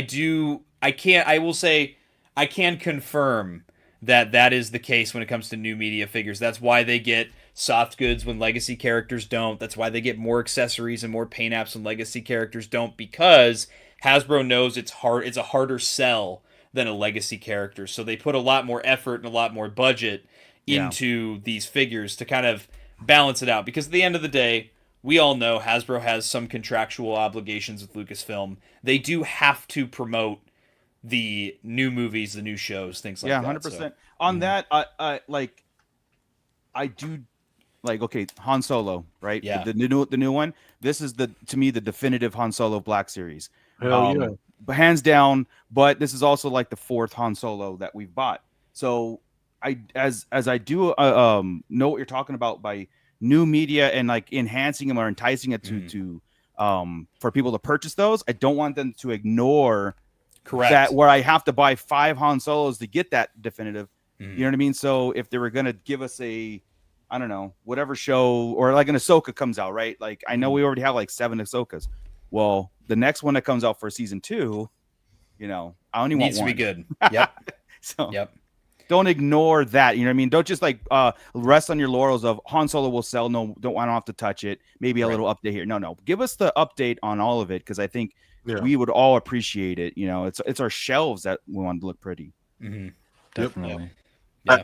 I do want to say real quick on this Boba Fett, I probably won't be getting it. I think it's a really nice looking figure, but for this one, it's like 2 years too late for me. I got the SHF Boba on the throne that I'm more than happy with, and I won't be replacing it with this. So, Revenge of the Sith came out like 20 years ago. It's time just to be done with 212th Troopers at this point. Like, 20 years too late, Hasbro. 20 years too late. I mean, you had some figures from back in the day. They're fine. So, actually, Hasbro just should never revisit it. Hey, I have to give a shout out. I believe this is 10 pounds coming from Chris K. It was a tad embarrassing when right in front of Chris Rife, I believe this is his son, Kal-El, voiced how ridiculous he thought Christmas figures were. He is only 7, but he's very much a canon kid. Let your son know that he's wrong and that Christmas figures are the best thing to happen to Black I have every single one of them. I have every single one. Yeah. And then Collecting Star Wars says Black Series price increased, but so did the accessories, wired capes, tow hinges. Is the value for money in the line at last? So this is an interesting talking point, and I did talk about this on my recent video from a couple weeks ago. And I know Stoned, you actually did a similar video talking about price increases, for TVC for Black Series, and my biggest thing that I point out is look at how much the line has evolved from the original Black Series Boba Fett to this one. I mean, the original Black Series Boba Fett, you couldn't even get him to bend his arms 90 degrees. It was like that. It was awful. I mean, this archive Anakin that I have here, in comparison to this year's Anakin release, this is it's night and day. I mean, the advancements in articulation, the advancements in just the quality of inclusion of soft goods, mixed media approaches. I mean, we have characters like Shakti and Luminara who executed soft goods perfectly, in my opinion. Like, it's just such a seamless look for those figures. And you even see with Quinlan Voss, he even has a little bit of that rubbery plastic overlay they've been doing on a lot of late figures here. That's great. That stuff is awesome. I love that I can pose my figures and I don't have to worry so much about, it's got that overlay, so it's going to ruin the articulation of the figure. So I will tell you a quick thing. Like, when I decided, I wasn't collecting for a long time, right? And then in a magazine, I saw the Black Series, right? Oh, what's a magazine? It's paper media. What the magazine's crazy. Yeah. I saw that the Star Wars was coming out with a 6-inch version of the figures. I'm like, I might get into this again. I might start collecting again. And then I saw them on the shelves for $19.99. I didn't care about the price of it, but I saw the first wave on the shelves and I went, these are awful. I didn't collect. I was like, I can't do it. I saw Hutt Slayer Leia. I saw her and I was like, this is horrible. And Boba, everybody, and I was just so disappointed in the quality of the figure. That was $19, $19.89 at the start. I think it's a 12-year line now, right? 10, 11, 12. Years. So the price increased $8 to just recently $8, and you're getting like some of the definitive things that, in my opinion, are combating like SH quality, not on articulation, but almost like when you get them in that static pose. Sometimes I take a quick guess. I'm like, that figure, that Black Series figure is like I said, it's sometimes better than the $80, $100 figures. Yeah, at first glance. And not even to mention, character selection is better than any other Star Wars line in any other scale. 100%. Black Series, Black Series beats them out. Yeah, 100%. So $8 and 12 years, I think the value. Yes, I do think the value is catching up to it, big time. I talk about that Darth Moocher, you said that so perfectly, man. Like, that's kind of how I word it in my video that Tommy was mentioning earlier, and now I know it's confirmed with Tommy's information that the price increases was tariff related. However, there's no denying that the cost of resources in general and just living, oil, petroleum based products, everything has gone up in general outside everything. of that. Yeah. Why not these? Yeah. Yeah, the fact that it's only gone up $8 over a span of 12 years, I feel like that's very impressive for a toy company, and I'm cool with it. You know, I think very well said. Yep. And that was my video that I did on the topic was, you know, not so much, okay, let's analyze why the prices have increased for Black Series figures. It's more, okay, guys, here's where we're at. The price is $27.99. That's the reality. We can complain and argue and bicker about why it happened and how we feel about why it happened, but yeah, like Mooch said, the reality is it's $27.99. So that's where you have to ask yourself, do I think that it's worth it to buy action figures from this line at $27.99? Shelf, you jumping in? I do. I'm going to jump in real quick. Yeah. You got to answer. I'm not being funny. I actually don't know. How much was this at retail? That was 30, 32. Yeah. Was it? 30, okay. 32, I know 33. It was a deluxe figure. Yeah. Yeah, $32. So deluxe figure, one of my favorite figures in the line. Underrated, in my opinion. Oh, yeah. Hey, Mom. And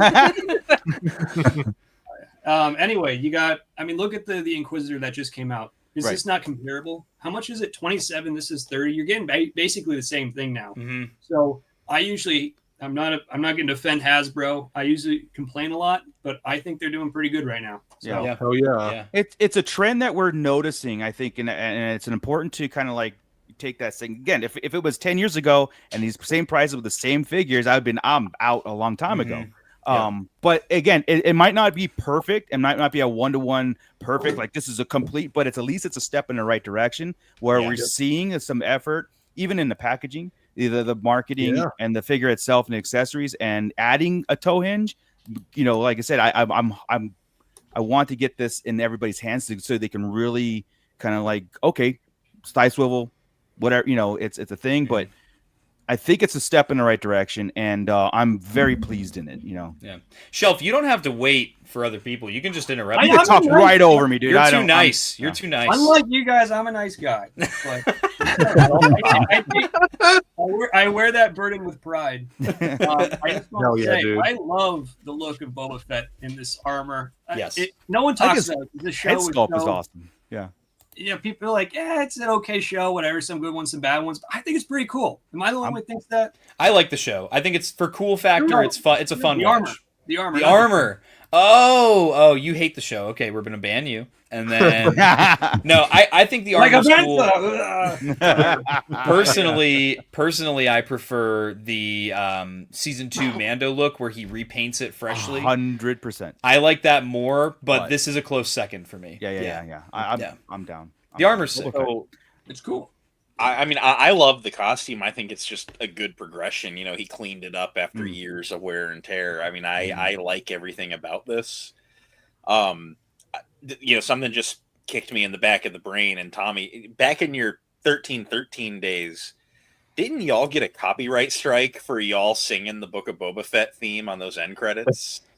Dude, well, the thing was, we got a copyright strike because you could hear it very quietly in the background of us singing it. We used to do a cappella Star Wars songs at the end credits of our podcast episodes.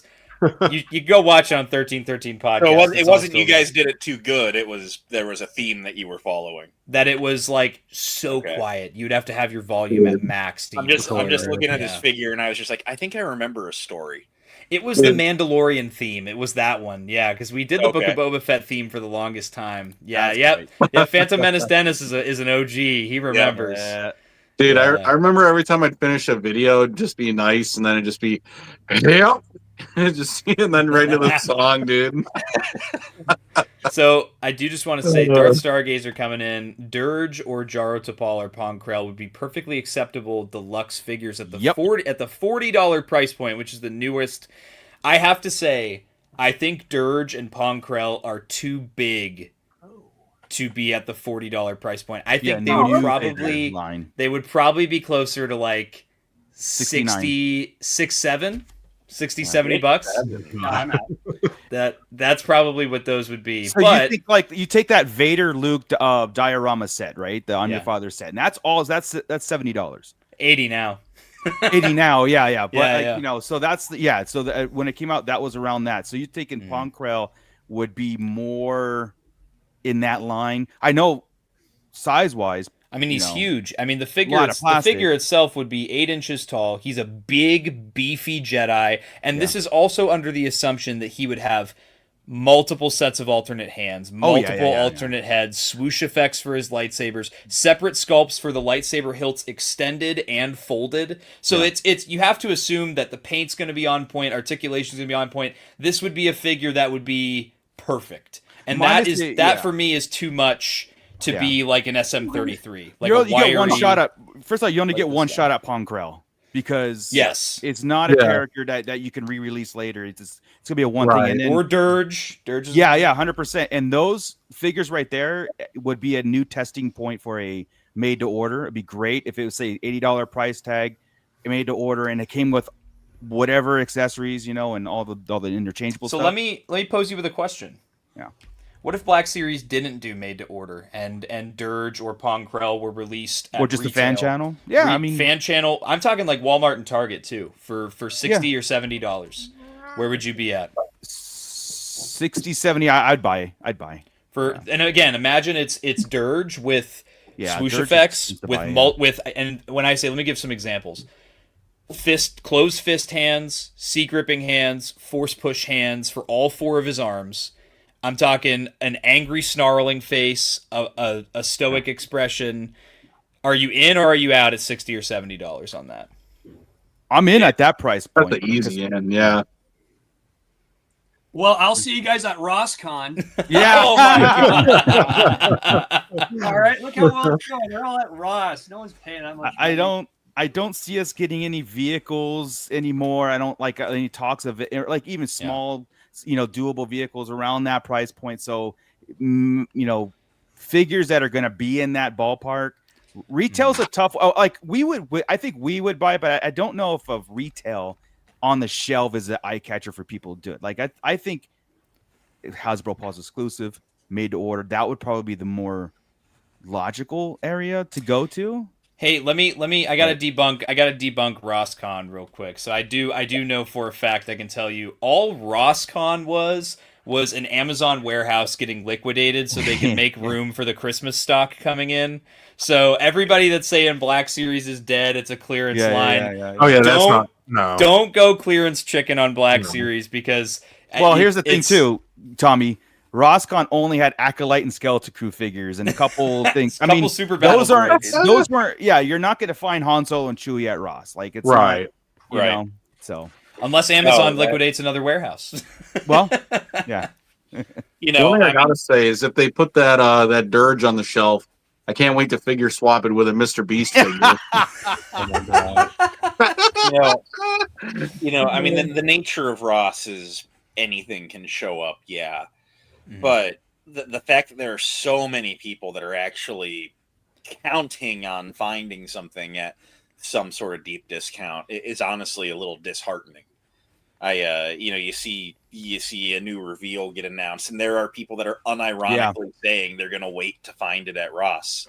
And just for anyone watching that might have that kind of mentality, that's just not how you keep a line alive. If your mentality is, I'm going to go get it at Ross, I'm going to wait for it to be half off on Amazon or whatever. Yeah. Well, you shouldn't be asking for new figures on your wish list then, because that's just not how you keep the ball rolling. You gotta put in to get out what you want. Yep. You have to support the things that you want to see more of at the end of the day. Yeah. I generally like the Mandalorian stuff. I'm not gonna gamble on a clearance for this Boba Fett. I pre-ordered it. I want them to know that there's an interest in it. Hybrid pre-ordered? Yeah, I changed my stance there a little bit. Upon some conversation and hearing out that Hasbro actually uses that as a metric, I've elected to start pre-ordering, but only through Amazon, where I can just go and click cancel if I find it somewhere else. So, I always do. So I guaranteed I'll have that figure, and if I find it in the wild, cool. If I find it on clearance, cool. Yeah, I mean, 9 times out of 10, I buy everything from CMD in Canada anyway. Yeah. So, but I mean, if they're using it as a metric, I'll put a fake pre-order out that's ultimately going to get canceled. Whatever. Hybrid's boosting the he's stat padding. Okay. Yeah. So we did also get a reissue at New York Comic Con, a reissue of the Duel's End Darth Vader, straight reissue of the Target exclusive. Now it's a mainline release. I'm passing on this because I already have the old one, and there's no difference between this and the old one. I do like, however, that a figure that is $100 on the aftermarket is getting a reissue so that people can get this awesome figure. This is probably my favorite Darth Vader in all of the Black Series. 100%.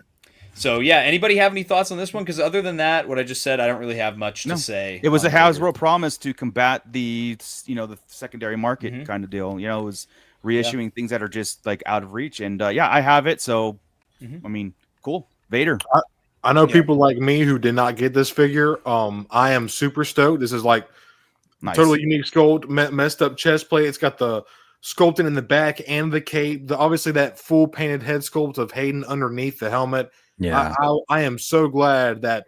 Again, it's a little bit of proof there that Hasbro is actually paying attention to what we're saying, contrary to what some people say and believe. Like this figure is hard to find for under $80, $85, maybe even $100, depending on what listens you look at on eBay. And I'm just super happy because I want this in my collection really, really bad. That's probably one of the best parts of Kenobi. As much as there was hands down.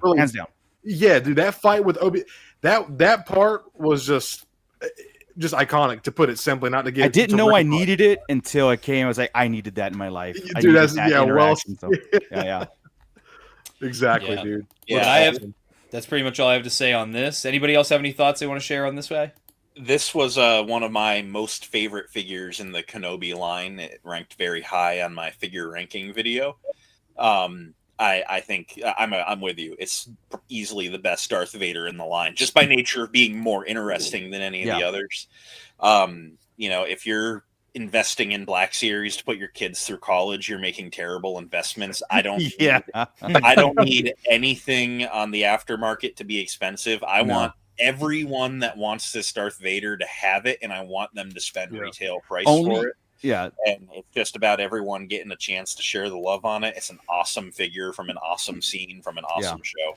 Yeah. And it just needs to be out there. So, do you have this figure, Jacob? I know you started collecting a little bit later. Yeah, I'm probably the most unseasoned collector here. Most of the guys here have been collecting for years now, I think. I've been in this fight since I was 6 years old. Spitting. So I do not have this figure. And if I wasn't already getting the Vader, and I already have a New Hope, but the Vader in the Bespin set, I would definitely be picking this one up. But I mean, this thing is phenomenal. No Black Series should be over $100, like Hybrid said. It's not putting your kids through college. Nope. But what an amazing show. I know that Kenobi and some of the other newer media shows from Disney don't get a ton of love, but I loved Kenobi. Got to hand it off to Ewan and Hayden for reprising their roles again as Vader and Obi-Wan. I love Obi-Wan. He's one of my favorite characters in Star Wars. Yes. And yeah, dude. And so, you know what? This might just be a pickup just because and have like a little villains corner. You know what I mean? This would just be perfect in there. So yeah, man. Cool. You won't regret it. It's the most visually interesting Vader you could have. Bro, I'm gonna be the only one that's not getting this. That's crazy. I'm not, Hunter. I'm not getting it. No, I don't even have the old one. Oh. Well, he's not. He's not orange, so I understand you don't want him. I only want one Vader, and they refuse to make it. I only want Revenge of the Sith Vader. Hey, Hot Toys did it. I'm just saying. Yeah, I got that one. one. Yeah, I am glad though. I like that. I want collectors to be able to get the stuff that I think is cool for my collection. And if you missed out the first time, I want you to be able to get it at a later time. So I like that they're doing stuff like this. I know Moon Jockey was telling me too. He missed out on the original release, and a lot of people did. Yeah, he's telling me I'm not paying $100 on the aftermarket for a Vader with. And I did see people saying in the chat, the legs need updated on this Vader so bad. They've been the same legs since 2013.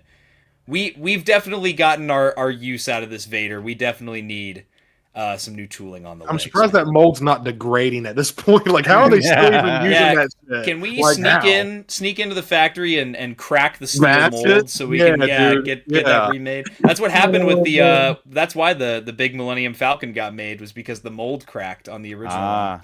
Yeah, why not redo it? And Yeah. Daryl Wow. DePriest told me that he used it as an excuse to get a new Millennium Falcon out there. So Perfect. we That's a guys need reason, not some- an excuse. we need some, Yep. but yeah, Hasbro Wait, just go. Brandon? Oops. Brandon, notepad, right. Where's write my this down? notepad at?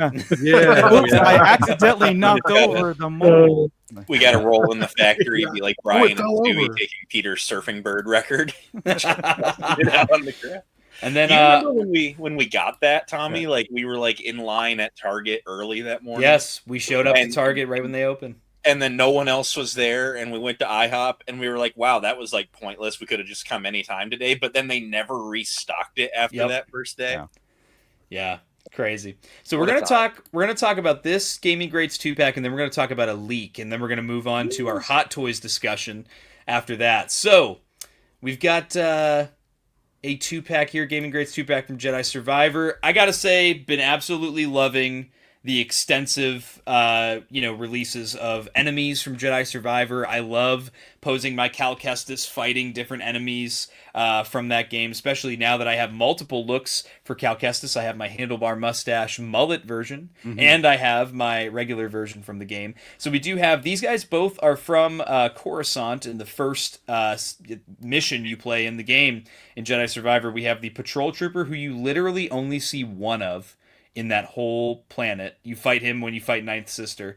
And then we have a new Purge Trooper Commander. This is the one with on the newest Clone Trooper body, which is an awesome upgrade for a lot of us. I am a little bit bummed, though, because I would have really liked them to do the Electro Baton version and finish out the 4, so we could get all 4 versions of the Purge Trooper here. But we did get the new one. He does, of course, come with both the accurate long blaster and the short blaster as well. I know Hunter's going to tell me it doesn't have the extra scope. It's on the top. It's the inaccurate long Inactive. blaster. What are you talking about, All right, ban him. Everybody boo him. bro? It's not right.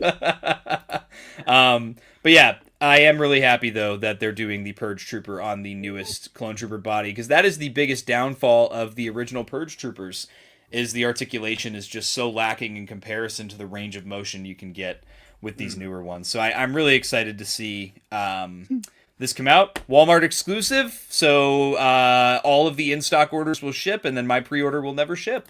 Yeah. Anybody have anything they want to add on this set here? I know it's pretty much just a repack set. I don't. The only Gaming Greats I'd buy is the Old Republic. Yeah. I'm amped. I mean, I've been saying it for ages. The Purge Troopers weren't even good figures when they came out the first time. That's crazy.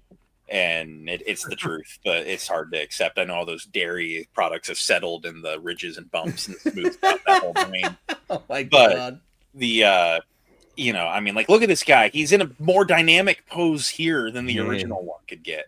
And I know it'd be cool to get the one with the 2 batons, but Yeah. I'd rather wait on that, get another one with the staff, another one with the hammer. I'm completely fine with throwing those other ones away and just getting all of them fresh on the new body. Yeah. By the way, this set, not to interrupt, this set is Yeah. $44.99. This is it didn't get affected by the price increase. Nope. Like, it's great. The Riot Trooper, the Riot Patrol Trooper is a good figure. It's kind of from that era of like the end of the red packaging where they were actually starting to do pretty good with the troopers articulation. I think all the solo troopers and then anything that was new for Rise of Skywalker was done pretty well. I mean, like, this is just 2 good-looking figures that I'm super amped to get for the shelf. I'm going to get 2 of this set and get rid of my 2 Red Cauldron Purge Troopers. Now, I will say, this is one that you could probably do clearance chicken for, because the Walmart exclusives almost always go to deep clearance within 2 hours of hitting store shelves. So I pre-ordered one myself because I'm such a big fan of the Jedi series games. But yeah, for me, it's just if that's what you want to do with this, you probably would be able to get away with clearance on this one. Because literally, you put stuff on the shelf, and then the very next day, I see a Yak Face post. It's down to $3.02 in store everywhere else. I mean, Walmart employees have a horrible job, really. It's like they get a case of a new figure, the store exclusive, and do they take the easy route and put the clearance aisle sticker on it and go put it in the clearance aisle? Or do they do the Herculean task of changing a QR code sticker on the shelf and putting it on the shelf? Like, I mean, just utter insanity, the thought of actually making a spot on the shelf for your exclusives that your company paid to have. Well, so fun fact about the way Walmart works, they have like a street date system. So after it's been on the shelf, even if it's never on the shelf, once Walmart's central system has said that this product has been on the shelf for X amount of days, they need to move it out of the Star Wars section. But the problem is that Walmart's distribution from store to store from their fulfillment centers is so slow and so bad and so inconsistent. I mean, I know there are regions like mine that never got that Hasbro collector spot little aisle. And that's a perfect example. It's like sometimes your stores never get it at all. Sometimes your stores get it and everything goes immediately to clearance because Walmart has a central system that says, all right, at this day, at this time, we're going to do a refresh and we need to get everything off the shelves so we can get new stuff on. But then somehow you have Black Series figures that are 5 years old still on shelves at your local Walmart.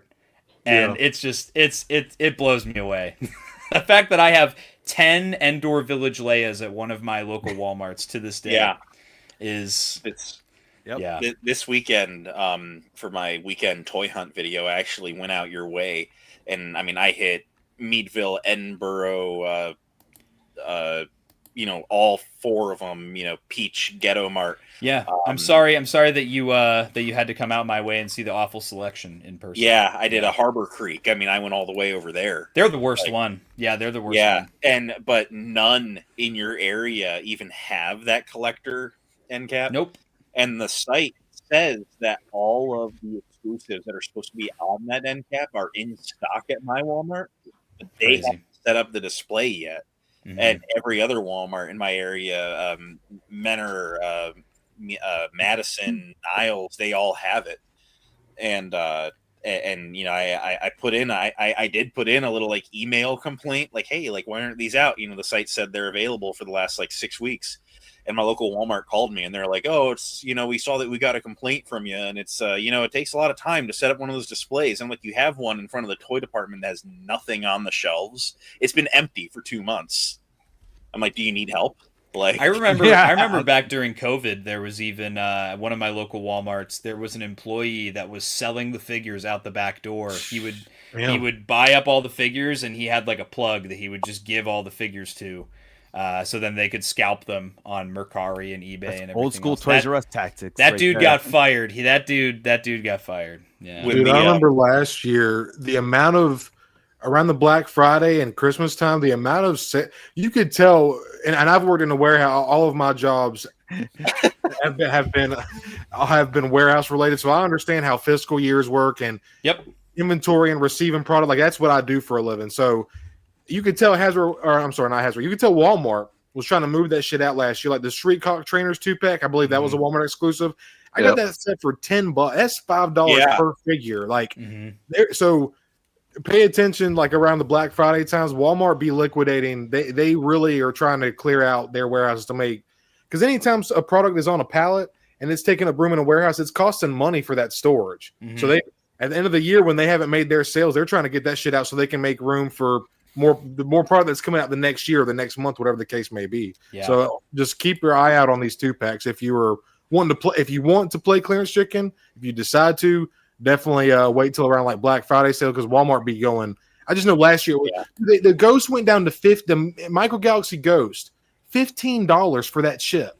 It's got a dark wash all over it, different panels, comes with the minifigures, Zeb.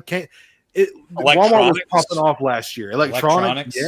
Yeah, dude. No, I remember last year I got a ginormous box from Walmart just full of all these figures they had for $5. It's beating Roscon. I got Dead Ramiro for $5 this time last year. I bought like 7 Admiral Ramparts for $5 each just because I wanted some mouse droids.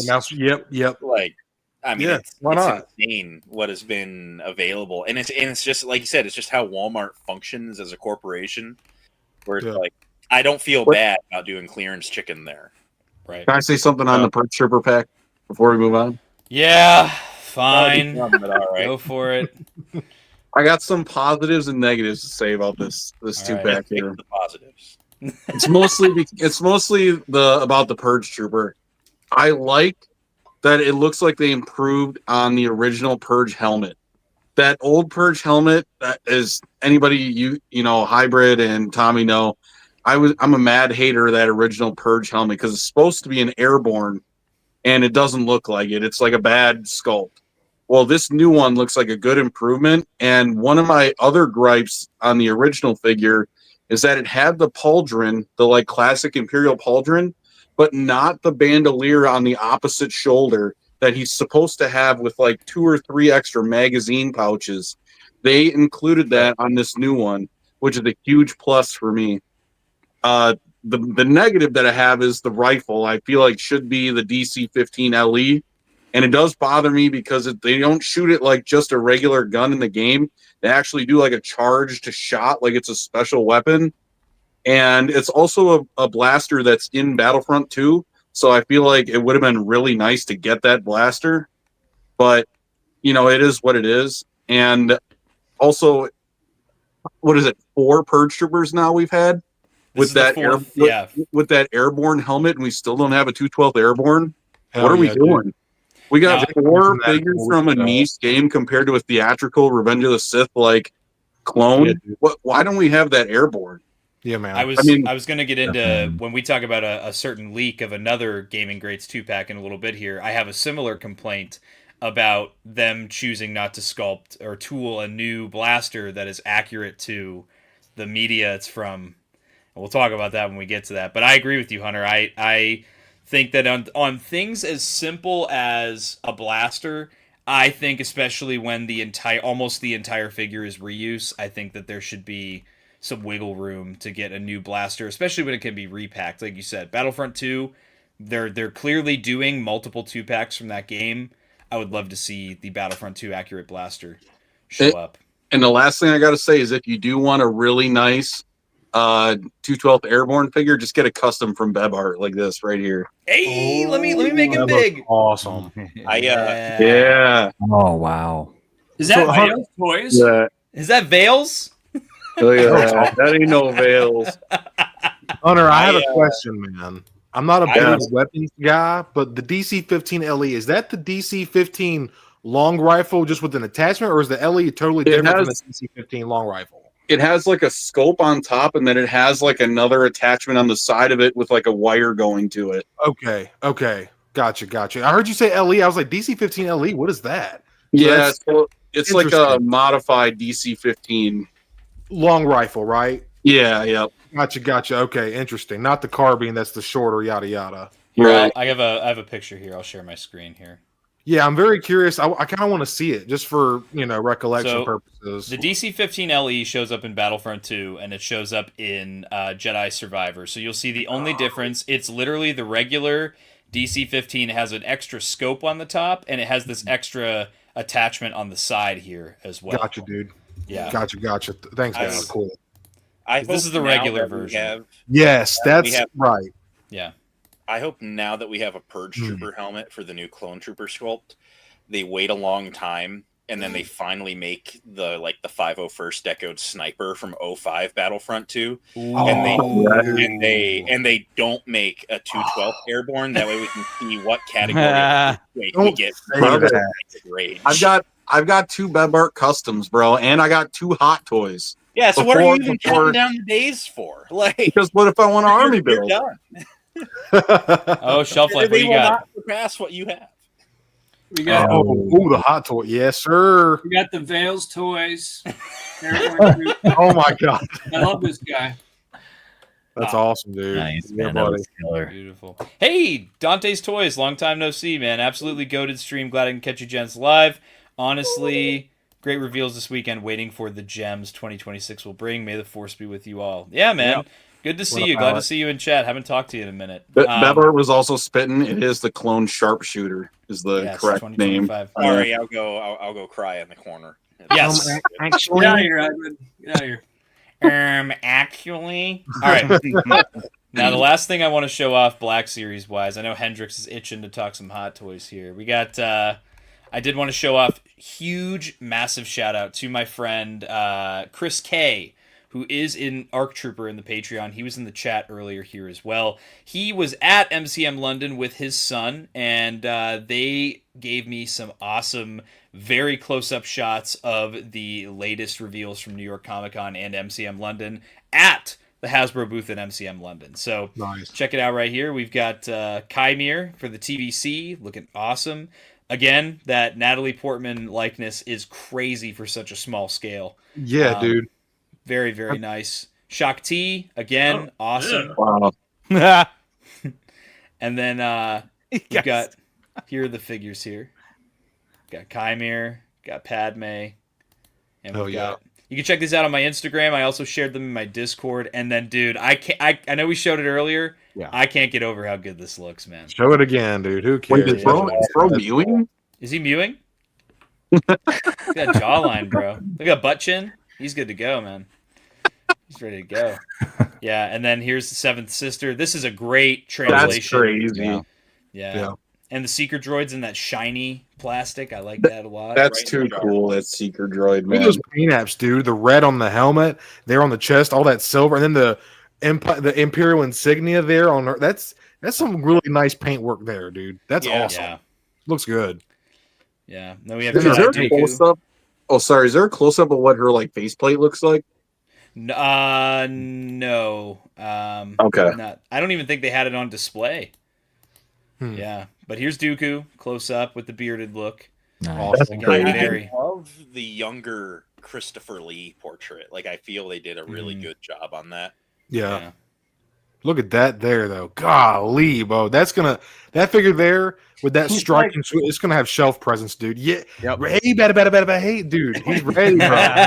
He's ready, bro. Hey, and check out Vader and Luke in the back. I know. Man, dude, I didn't even notice that. That's shipping next month, I think. Yeah, supposed to. Anytime, yeah. And then here's Seventh Sister. You can see that one of those saber effects got bumped when they were putting it on the... But it could also be an optical illusion, though. From True. If they have it turned and they're crooked, yeah. Yeah, and then here's Dooku. Look at that. Love it. Man, look at those soft goods. Wow. Yeah. Yeah, buddy. How can you look at something like this and think sculpted plastic is better? Yeah, right? Soft goods for life. Team soft goods, baby, all day. Yeah, I like some soft all day. goods. Or even half and half like that. Want your Dooku to have no shoulder articulation? Yeah. I wish he had a removable beard instead.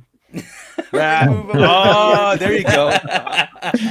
That's crazy. All right, so let's move on to our last bit of Black Series news here. Hasbro action figure, all that stuff. We got the return of 5017 set on X. This is where this first got posted with a new leak from Star Wars Battlefront 2 2017.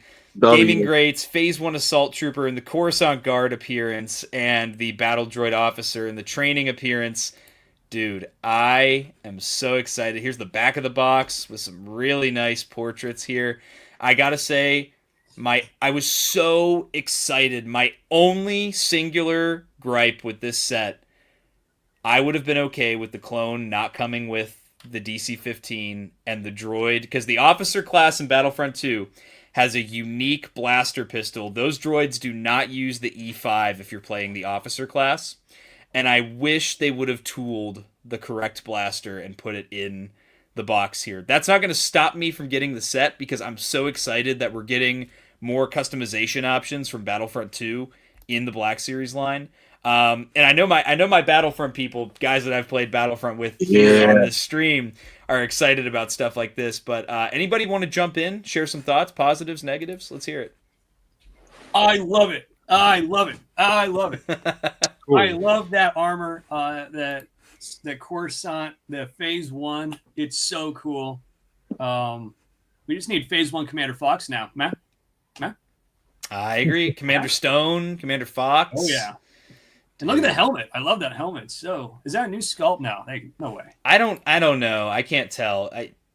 We'll have to see when we get like actual promotional How did that images. 3-pack sell? That the other, with the Super Battle Droid. What was it? Is that from Battlefront also? Oh, that was from Jedi Survivor. You mean the Roscon? From Roscon. I told Tommy, I asked him, I said, this is a Ross exclusive, I think. Mm-hmm. Yeah. Oh, that's fine. I just what you just said. It went right. I was like, Ross exclusive. Yeah, I was like, what? I'm sitting here. I'm shaking with rage at Darth Moocher right now. No. I am happy for anybody who, like I said, I don't collect the gaming grades other than Old Republic, but I'd rather live in a world where everybody gets a piece of what they want. Hell yeah. But yeah, Now I have to give some pushback here. I see lots of people in the chat saying it's a hostage pack. I see them, and I have to not agree, because this is marketed as a Battlefront 2 2-pack. Both of these are appearances that we see in Star Wars Battlefront 2. The droid is not a named character. You all 20 players in a Battlefront game could all play as this appearance of this battle droid all at the same time. Now, is the clone trooper more desirable than the battle droid? Yeah, absolutely. But I think that calling this a hostage pack is a reach. I don't agree with calling this a hostage pack. Is when you give me Bausch Leia for the third time in 12 months and in the third packaging, and all I want is the Luke. That is a hostage pack to me. By the way, I did get my Luke. I got it without buying the Leia. So. I want to add to that. There are some people who didn't care for the Luke and wanted the updated Bausch Leia. Yep. Because I had no EU attachment, so I just wanted the updated Leia because she looked fantastic. But now I have to try to get the Luke that I have. It looks cool, but I have no idea what it's from. I mean, I do now, but when I seen it, I had no idea. Yep. Yeah.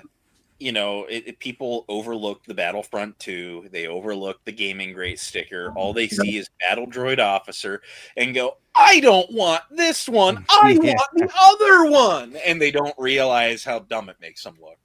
Yeah, you want to talk. It should all get made. And I think OOM9 from the Phantom Menace should come, but he doesn't have to be a gaming grade.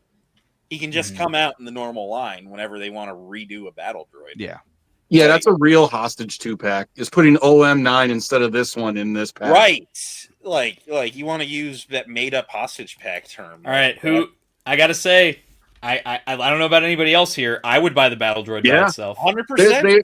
They already have the regular ones, so having an officer is nice. If the battle droid came out by itself, I'd buy it single carded. I would unironically say the other pack that came out with the training droid, the battle droid would be the hostage, if you believe in that pack. So that I will say, I only wanted one of those commandos, and I wanted 4 of the battle droids. So here's what I will say is that I think what they should have done was put both of them be the assault, because that's the basic training battle droid look with a basic Coruscant Guard look, and you could have had both of them together. I will say that. Yeah, because I ultimately just want one of this officer. But I would army build the Coruscant Guard if he was a little more readily available. Hunter and I made an agreement. He wants 1 droid and no troopers, so it worked out. Beautiful. But I agree. Give us an army buildable trooper with a more army buildable assault class. Yeah. Shelf. Well, I don't like this battle droid. Nah, I said it. Kick him out. I'm with you, Shelf. I'm with you, bro. It looks like a can of cheese whiz. I don't like I don't like the training droids. I think they're ugly. I never used them in the game. It would have been cool if we got any other color of droid. But I don't like it. There you go. Wait, I'm kind of with you, dude. The gold. I'm happy for people who are the people that are happy for this. That makes me happy. However, I would have bought the Coruscant Guard Phase 1 completely on its own, to be honest. And I'm going to take this moment right now because I know Brandon watches Blitz stuff a lot, and he's popping in mind every once in a while. But that figure on the right, that's a figure I would love to see them update, is that B1 Battle Droid, because I love that design.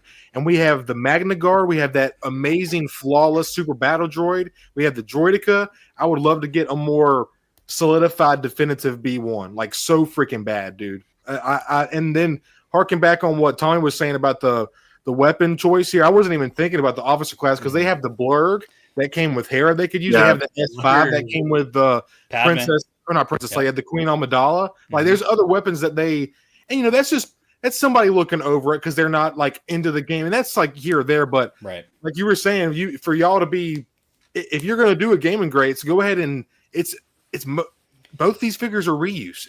The accessories are reused. Go ahead and make that one change to make it correct. And I will say the gold and the white, it does have a really clean pop to it. I will say that it looks cool, but personally, man, I just kind of want the trooper. I just want that badass Coruscant Guard look. And we don't see, the only time we see the Coruscant Guard in the Phase 1 is Clone Wars and stuff, but I still think I don't know.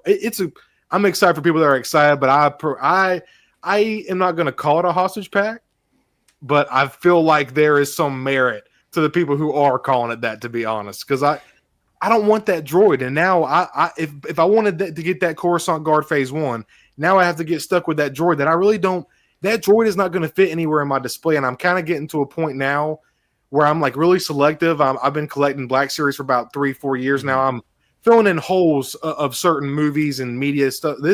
I don't really have anywhere for that. I could give it to my niece and nephews, and I'd find a use for it. But as far as like the collecting purpose, my display, I don't have anywhere for this battle droid to go. But if that clone was single released, I'd be in on it, no hesitation. I would buy 1 or 2 immediately. That's just me, though. So I saw a lot of controversy around, and I hate to use the word controversy because it's action figures, but I saw a lot of gripes about this pack, and I think that the complaint I saw most frequently, funny, it was less so I'd rather just have the clone, more so why isn't this the regular battle droid commander? So I have that too. Yeah, I have a little bit of, this is my personal frustration with the Black Series community, the TVC community, the action figure community as a whole. My personal complaint is I hate when something gets revealed and then there's always, I mean, even with Seventh Sister yesterday, it was, well, why isn't this Ninth Sister? This completely different character, completely different look. And I get it. The battle droid's already sculpted. It would be such an easy repaint. I think that we have to remember a few things. One, up until the last 18 months or so, the Star Wars team was not doing half as good of a job as they are now with character selection. This was picked out 18 months ago. That's your timeline with Star Wars figures. These were chosen to be a 2-pack a year and a half ago. And that at that time they were not, because I will say, I would love for the clone trooper to come by himself. I really, like, I agree with you guys on that. Like, I would love if this clone trooper was single carded so that we could all get as many as we want. We don't have to have equally as many battle droids. With such a more niche look compared to the clone, which has tons of screen time throughout the first 3 seasons of the Clone Wars, and even shows up in the Clone Wars movie. Yeah. My thing is, at the same time, the Star Wars Galaxy is gigantic. This is picked as a gaming greats release to go to Amazon. That is what this is. They give a certain amount of slots every year to Amazon. It used to be GameStop. Now it's Amazon to be a gaming greats 2-pack. This is what they chose. I like what they did with the Bedlam Raiders droids from Jedi Survivor. They're slowly, if they're going to do the other 2 training battle droids with this and give me all 4 of the classes in that training look, for me that would be really cool to see. And I just hate calling this, I just don't like when I see it called slop, because it is a legit design from a legit video game, a very popular Star Wars video game. Just because you don't like it doesn't mean that it's slop. Absolutely. So for me, it's like, I think my frustration comes from another thing too with the gaming greats. Why does this release of a battle droid have to be taking away from the fact that the battle droid commander wasn't picked? The team is listening. They're gonna get around to the battle droid commander. I hate when we get stuck in this like endless cycle of, because I could say that about everything. When Quinlan Voss came out. Oh, why didn't they do Pong Krell? Why didn't they do Dirge? Yeah. Why didn't they do this Jedi? Why didn't they do that bounty hunter? We could say it till we're blue in the face about every single thing, and I think it just takes away from the actual excitement that people have about things like this.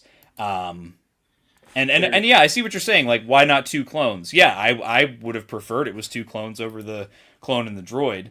And that clone 2-pack from Target did really well back in 2024. But I don't know. Does anyone have any thoughts on that? I think that's just my personal frustration, is that we get stuck in the weeds about speculative things that we don't actually know.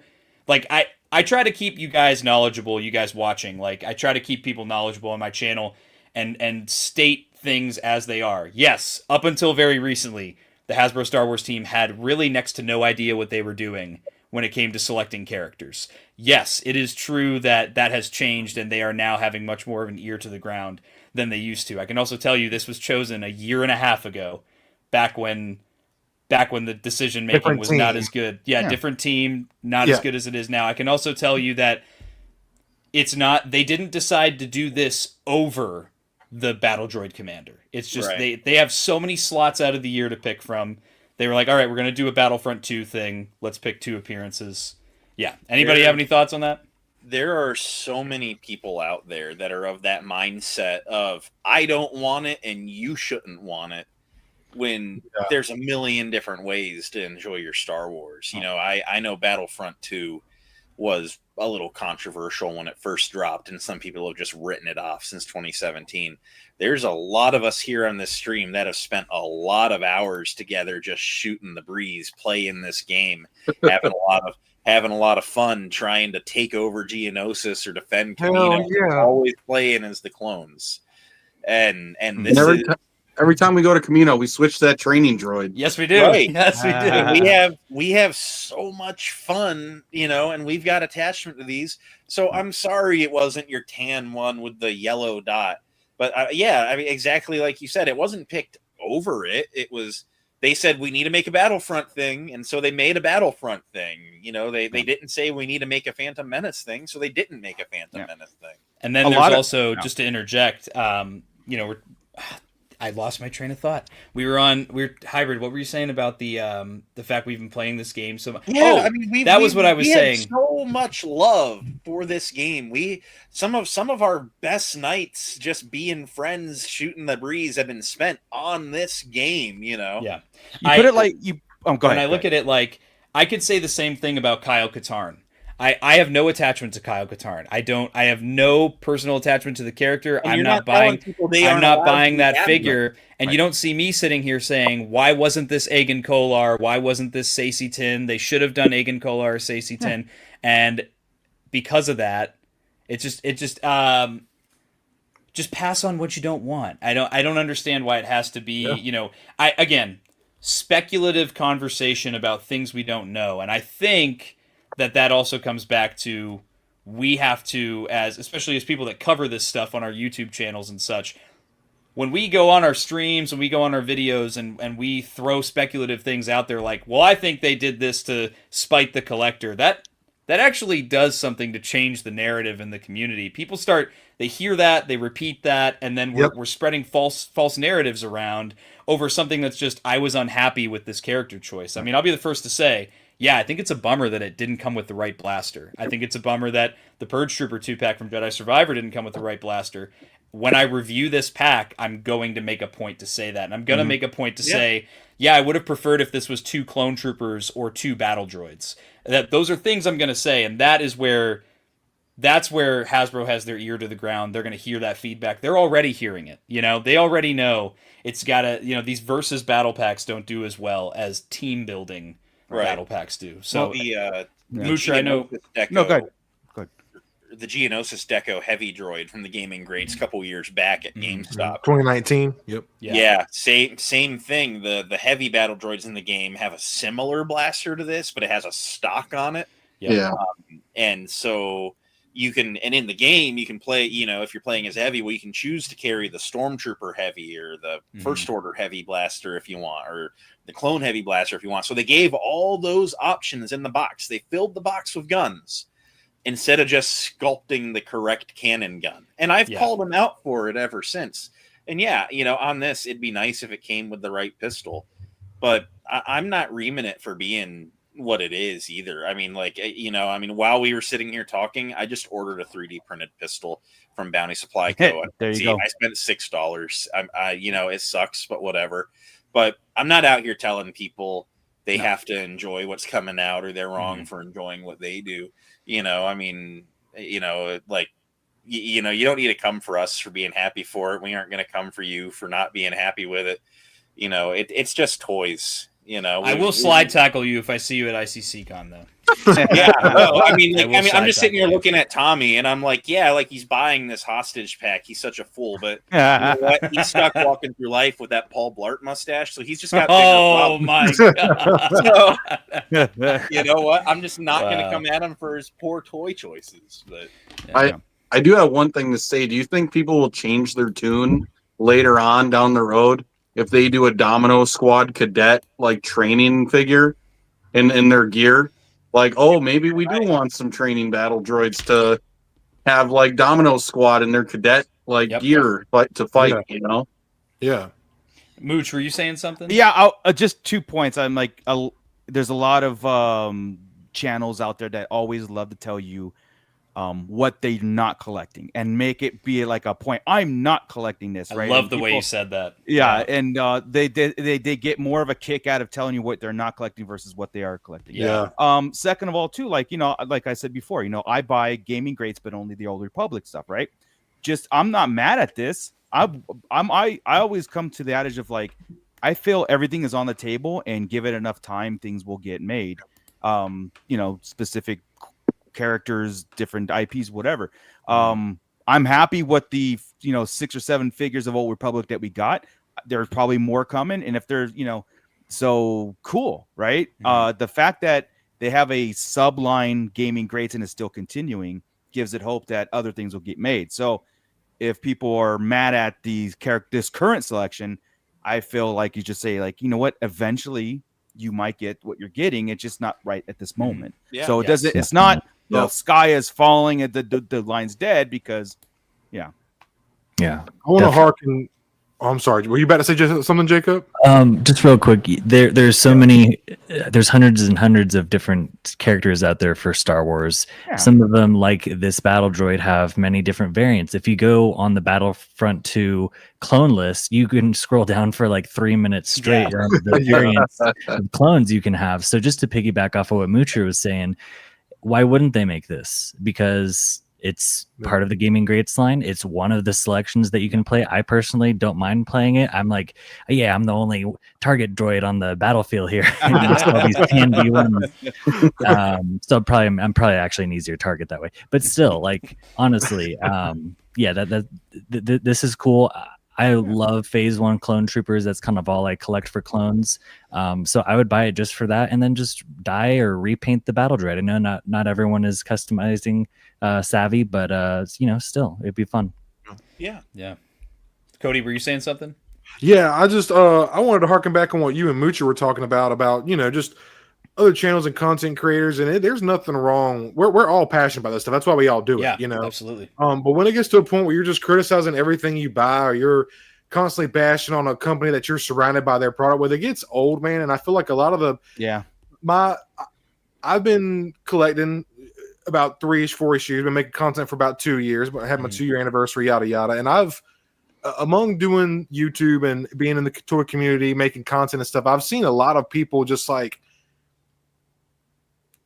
they kind of hear what somebody says, and they kind of just regurgitate that information just because these people on this platform said this and this and this about this figure. And like what you were saying earlier, Moocher, like sometimes I'll get onto, somebody's going live, it'll throw me in somebody different. I'll check out an algorithm because I love supporting, and I'll go jump in there, and it just turns you off. It turns me away when people are just the whole time they're talking about what they don't collect or what they don't like. Point it out, by all means. We're all passionate about it. We want things to be better. That's awesome. But it gets to a point, man, where when that's the only thing you're talking about, and you have not said, when you haven't given me one reason why you bought the figure yet, and you've been talking 15 minutes about that's when I start getting a little turned away personally. Now, some people will be like, all right, Stone, well, what do you want? You want positive pudding? You want everything sugar fed? Like, no, that's not what I'm asking. But I want some respectfulness for these toys, because for me personally, these toys are a lot more than just pieces of plastic to me. Now, to other people, if that's what it is to you, that's fine. But like, I just feel like if you're going to spend your money, you go to work, you spend time away from your family, doing something you may not want to do, and you're going to spend your hard-earned money that you broke your back for or sat at a desk typing on a keyboard all day for, and you're going to spend it on something that you're not even fully passionate about. To me, I think you're crazy for that. Yeah. Look, anybody that thinks differently. I'm an original trilogy guy, right? But I love the fact that you guys get clones because it's all Star Wars. It's all part of the umbrella. So why not this? People love the games, they play it. Then why not have this available? Rather have it available than not. You know what I mean? And also, who's to say, and again, it comes back to the speculation, who's to say that this clone trooper will never get released in another way? It's Hasbro. Yeah. It's Star Wars action figures. They repack and re-release and put things out multiple ways all the time. Who is to say? Well, I think that was the core of my original complaint. I don't know if I worded it very well, but I think that now that I've sat on it a little longer, because I had a lot of talk with people in my Discord about it earlier today as well, about this exact topic. Number one, why are we having so much upset feelings about things we don't know? It's all speculative. We don't know what's going to happen in the next 5 years of the Black Series, so why are we just assuming this clone will never get released by himself or with another character or some sort of way? And also, why do we have to turn to taking a dump on the figure that we have no attachment to? Right. Calling the battle droids, everybody keeps saying that, the buzzwords, slop, slop, slop, slop, slop, all day long till we're blue in the face, and it's like, but there are people who like this character. I could go out there and call Kyle Katarn slop because I don't know Kyle Katarn, but I don't do that because I like to celebrate what other collectors want and what other collectors are excited about, you know? Yeah, if we were in this platform and we just sat there and go, look, I hope this fails and I hope this fails and I hope that fails, none of the stuff we want will ever get made. Ever. Yeah.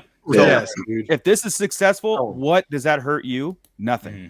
It just means that they're going to continue it, and it'll get to the characters that you're going to put on your shelf and enjoy it. So, on this stream right now are 8 unique, individual, amazing people that all have different opinions about Star Wars and what makes it great, and we've all been brought together by our love of toys, and everyone in the chat that cares enough to share their opinions with us is here because of their love of toys. Yep. And it doesn't matter if one thing isn't exactly to your taste. That's a couple of bucks you get to save.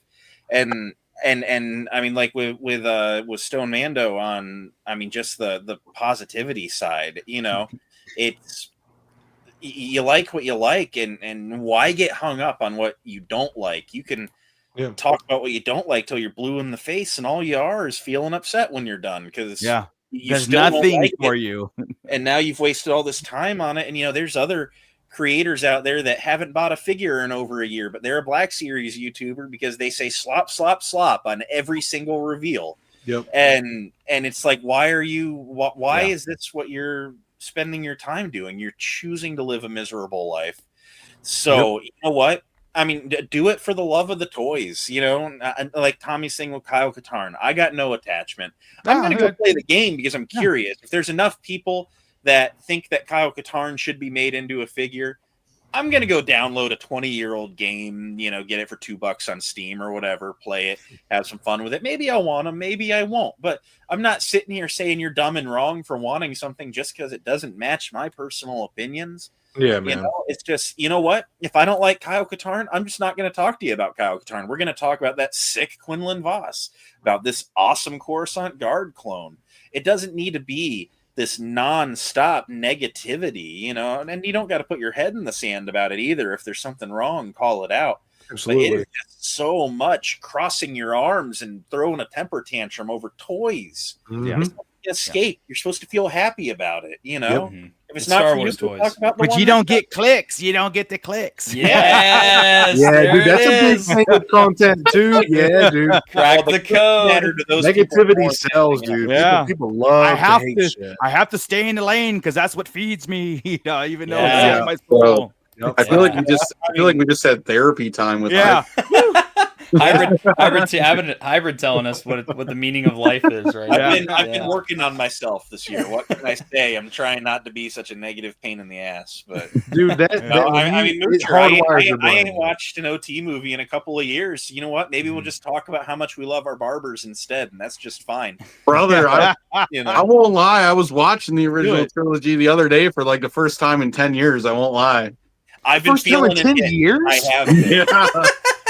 This is where I'm getting heart palpitations now. I'm like, oh my gosh! I caught a couple minutes of like Empire like on broadcast the other day. I was at my Nana's house and it was just on cable, and I was like, you know what? It's probably been a couple years. I should just sit down and watch these, just so I can appreciate the 6 better Star Wars movies more. But you know, oh my god! But anyways, now that we've all, gotten on our soapboxes, poured our little hearts out over the state of the collecting hobby, I'm excited. I'd like to point out that while I said there's 8 amazing people here, Hunter, don't go thinking I like you. There it is. I was waiting for it. Yeah, and at the end of the day, it's a 2-pack that's coming out. It's exclusive, and you either. I actually love Stoned Mando's quote from one of his recent videos, which is, "You're either in or you're out. Yeah. It's either you're in, and if you're in, you're in, and if you're out, you're out." And there shouldn't be all this. There's always tomorrow. Very needless deliberation over just the back and forth of all, again, speculative conversation about things we don't know. That is the biggest thing, especially us as content creators, where people come and they go to our videos, they want to hear what we have to say on stuff. I think it is important to be mindful of what you're saying, R2 Drew2 in the chat here. I feel like I just witnessed a cut Luthen Rail monologue from Andor.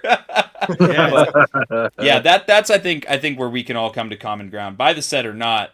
I think it's important, especially for us as we do this content and we're sharing our passion with other people. I think it's important not to get lost in the sauce of why you started collecting in the first place, why you're in this hobby. It's not about,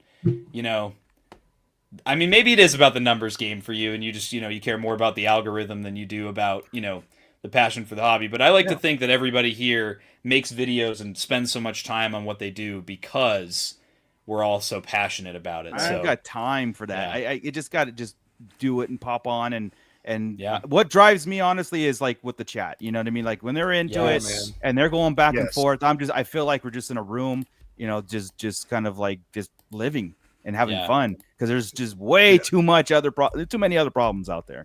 So so perfectly said. Yep. Yeah. So I've honestly made it a personal goal. When people that are new to the brand, hop on YouTube and search up Black Series, just because our positive channels aren't the biggest ones out there, they're going to see some undesirable stuff first. Yeah.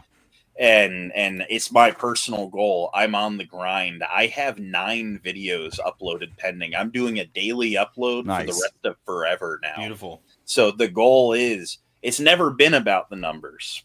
And it's not going to be because of the numbers, but I do want my numbers to be up there. Of course. I mean, it's incentive to keep it's motivation for you to keep.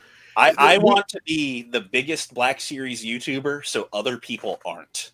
There you go. I hate you. I know you, Hybrid. I know. I'm coming, Hybrid. We know who we're talking about. And you know what? Robo. I hate Robo. Just kidding. Speaking of Robo, I actually wanted to talk about Robo when I met him at ICC, and somebody who I love his content. He's probably one of my favorite. Besides Sir Dork, Robo is up there for me. He'll touch on what could have been better, what he didn't like, and then he's on about what he's going to do to the figure, what he loves. Yeah. And when I was talking with him at ICC, and I had the pleasure of meeting Tommy, Hendrix, and Hunter, and really fun time there. Looking forward to next year. I was getting to talk to Robo, man, and we actually had a good conversation about just hate clicks and stuff like that. And it's for some people that is their form. That's how they get by. But for guys like us, I think we're all, I don't want to say a step above because I'm not trying to say make us seem like we're superior or anything, but I just think we're on a different level than those kind of people that are chasing that type of content. And you attract what you're putting out there and what you consume in your mind Yes. makes you the person that you are, you know. And I feel like people often forget that a lot of the time. Without getting too much into it, I'll leave it there. I agree with you, and I think now that I think we're just having like a more general conversation now, which I like. We're a little ranty.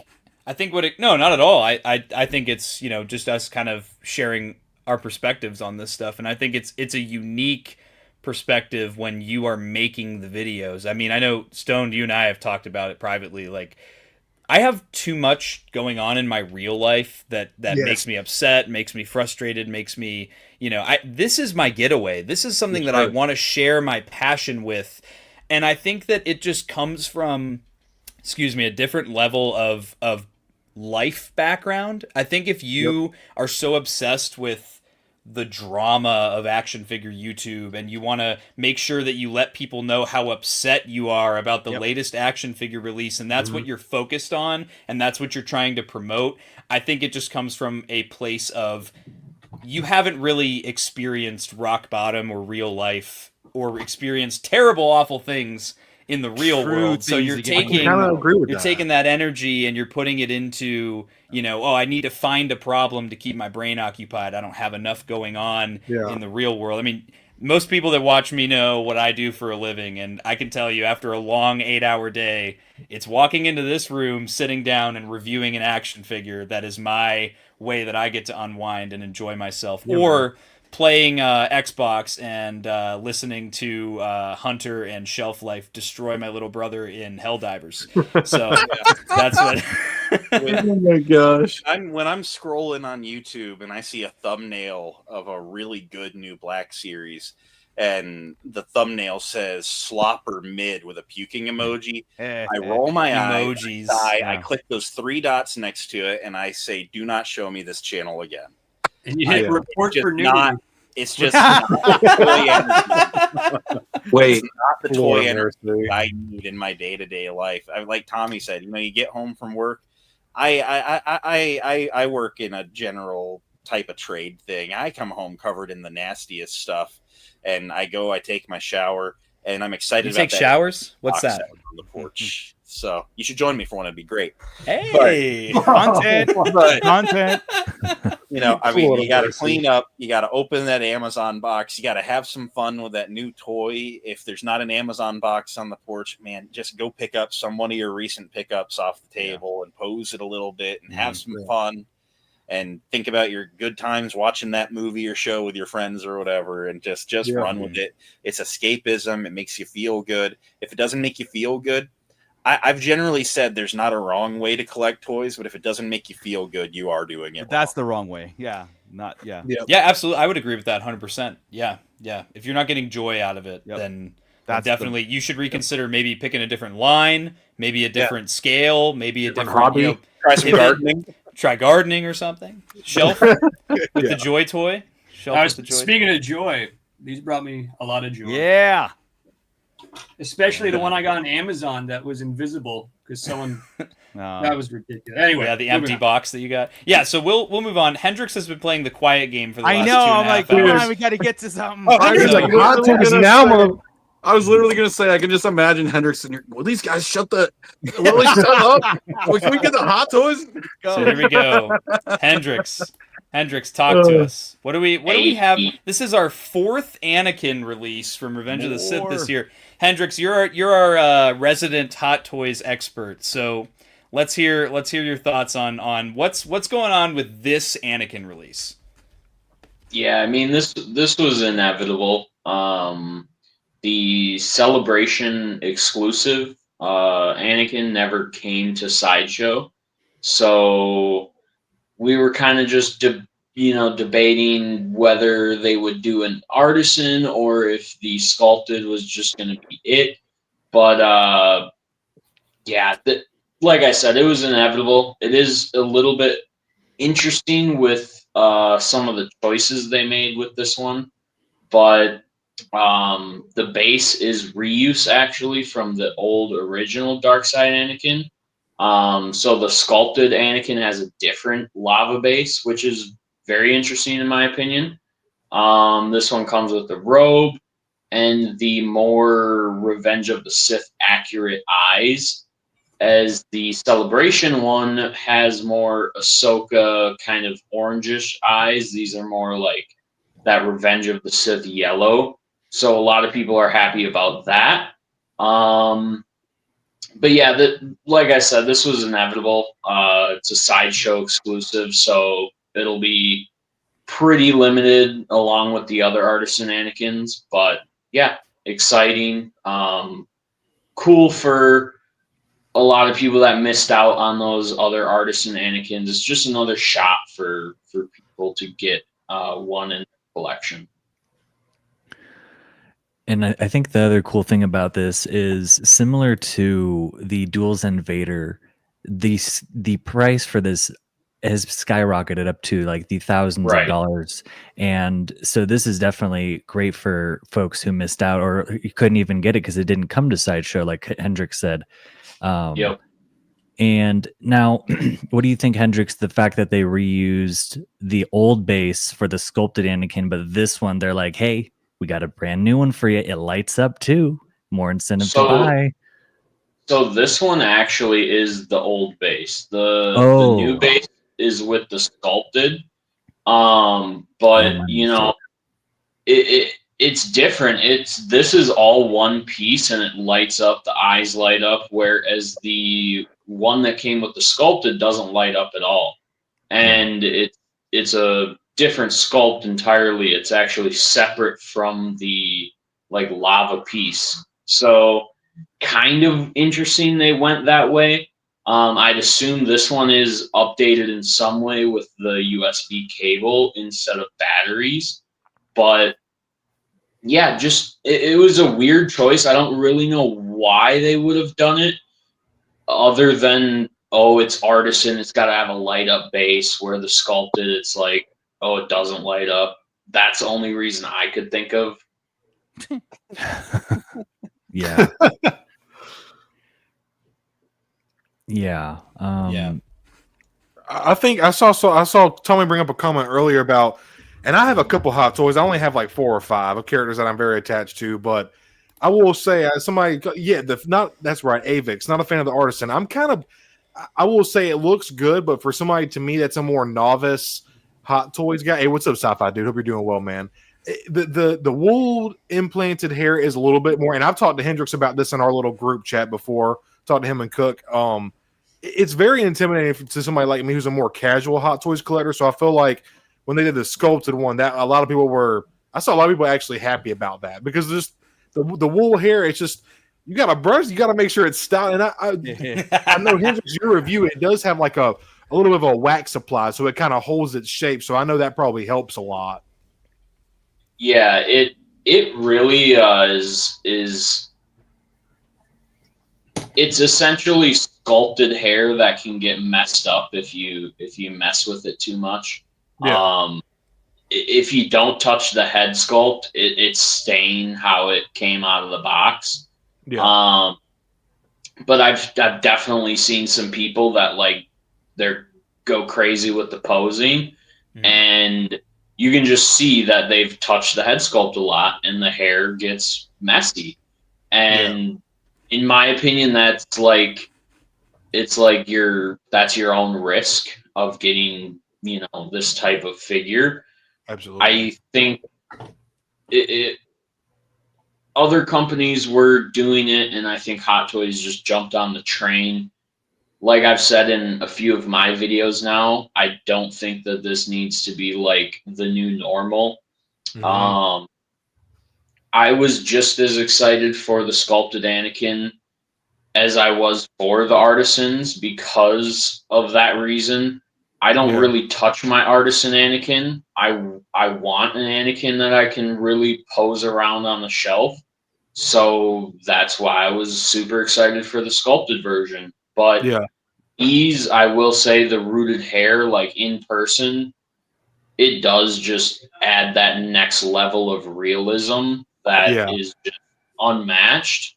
But not everyone wants that like ultra realism in their collection. So I'm glad that they, at the very least, give you both options.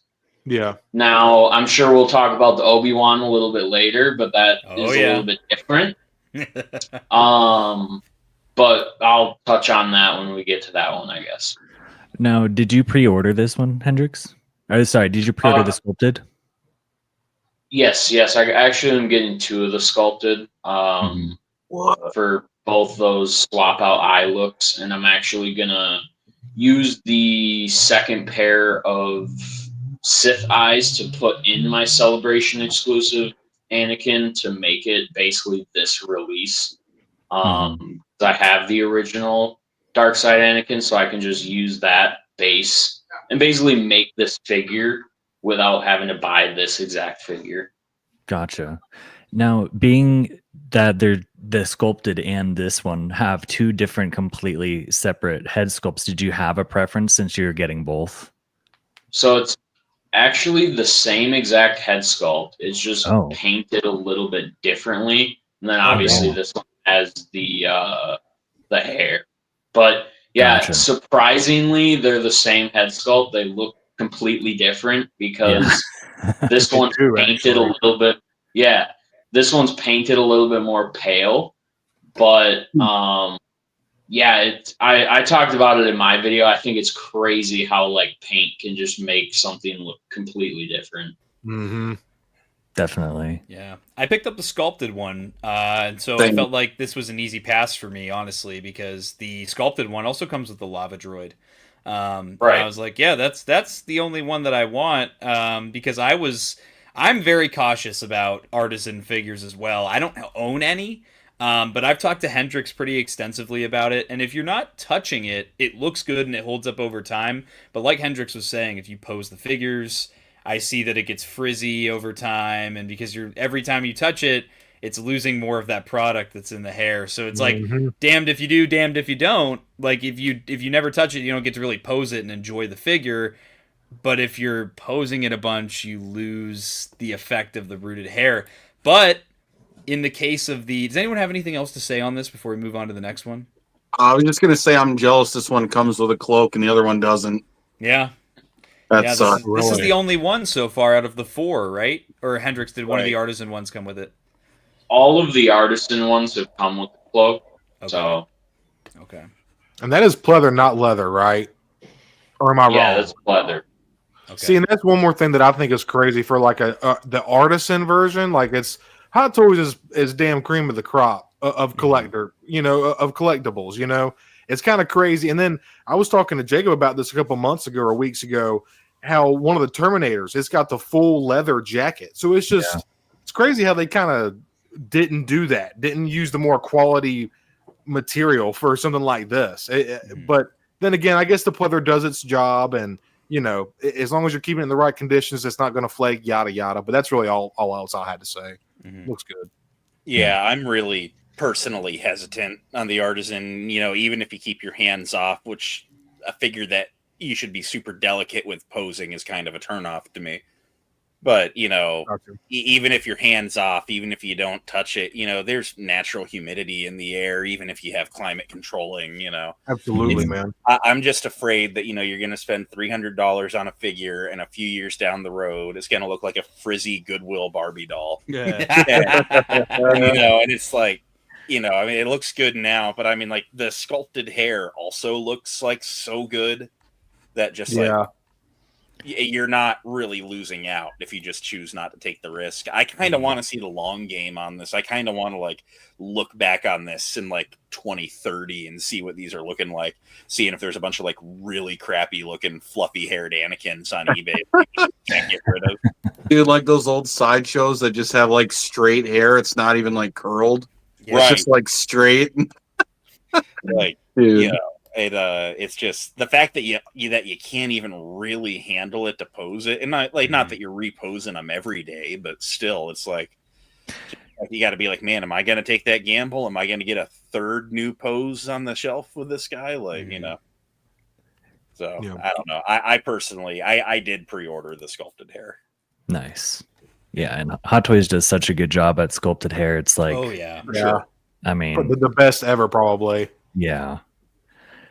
And unless Hot Toys went the in-art route and did magnetic eyeballs, that way you wouldn't mess up the artisan in the back. That would kind of be like maybe a solution. Mm-hmm. Right. Yeah, how can you mess with the eyeballs without just grabbing the head while you reach the tool in there? It's like you're. You could grab it by the cheeks, but like it's definitely you got to be careful either way. Yeah. In my opinion, like you got to be careful with any Hot Toys. Yeah. I mean, you'd hate to break your $700 Anakin and then have to fix it with mustard or whatever. Right. Oh my god.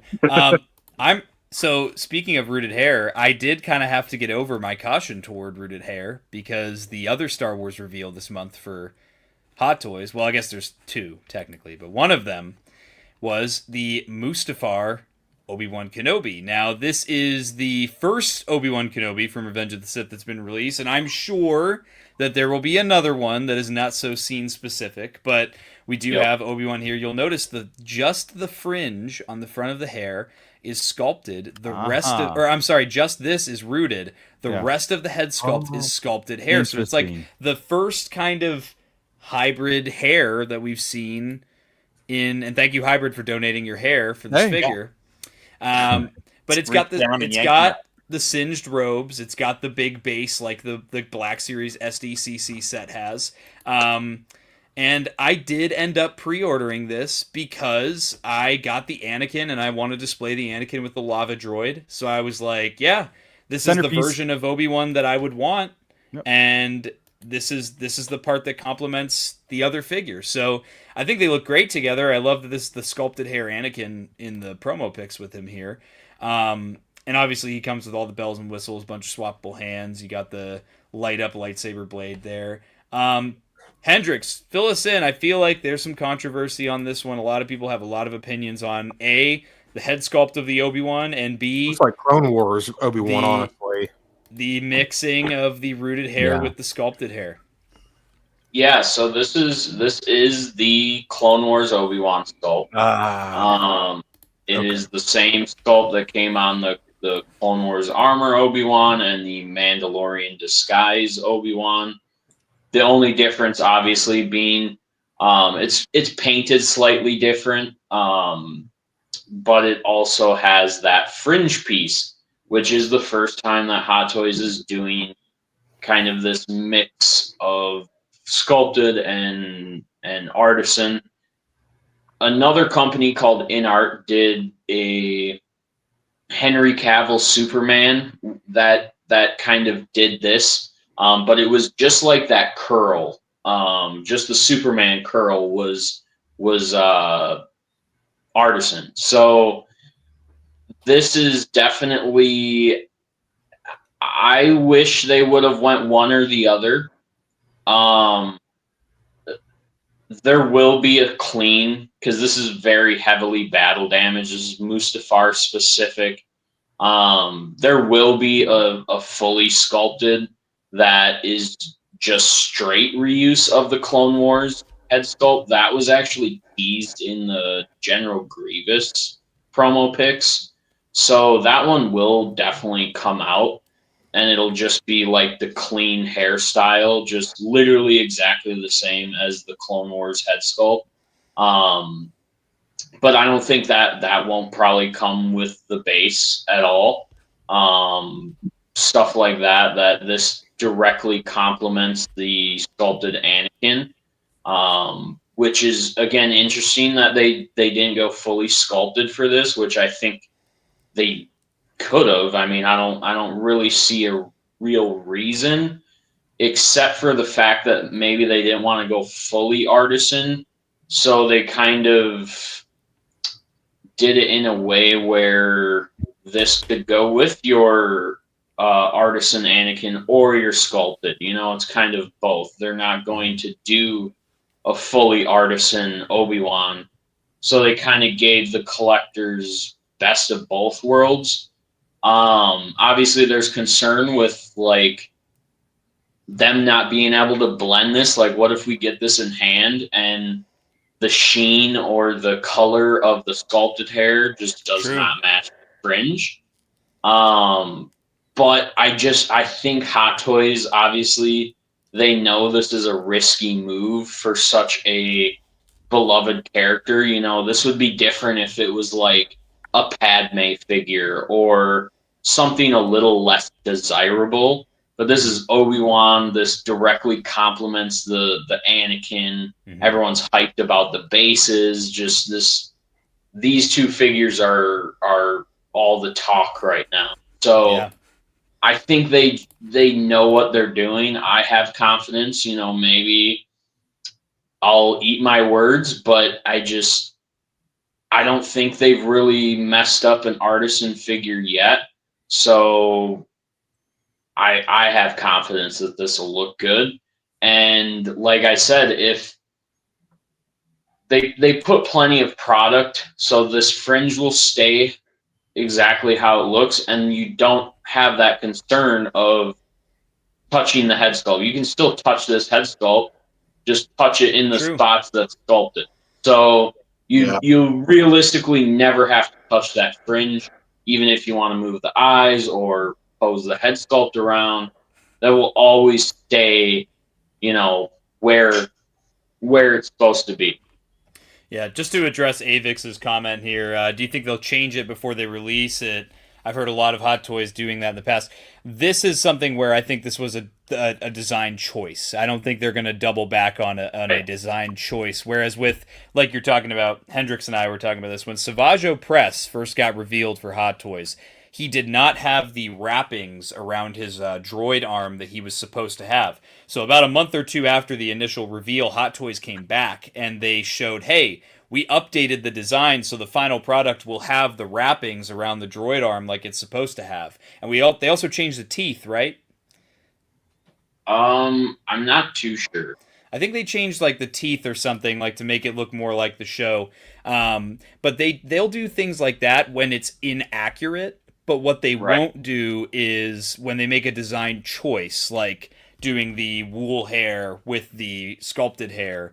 I don't think they're going to double back on that. That's especially a because selling point to them, yes, that's a selling point, and the next Obi-Wan is probably just going to be all sculpted or all artisan. You know, you never know what they're going to do next, but it's going to be different either way. Yeah, and that's you know their plan is that maybe the people that didn't want this battle damage version, they'll just get the fully sculpted clean version anyway, and so they're definitely experimenting. Maybe they know that this isn't like a definitive episode 3 Obi-Wan, so they're kind of experimenting there with that.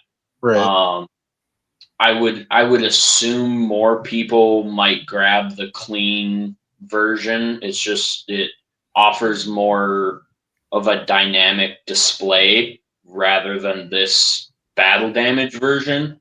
So, like I said, I think they're experimenting, but I also think they know that they cannot mess it up. I mean, we've seen recently with this General Grievous that has come out, they went just a little bit too heavy on the paint on the face plate, and people are kind of losing their mind over it a little bit.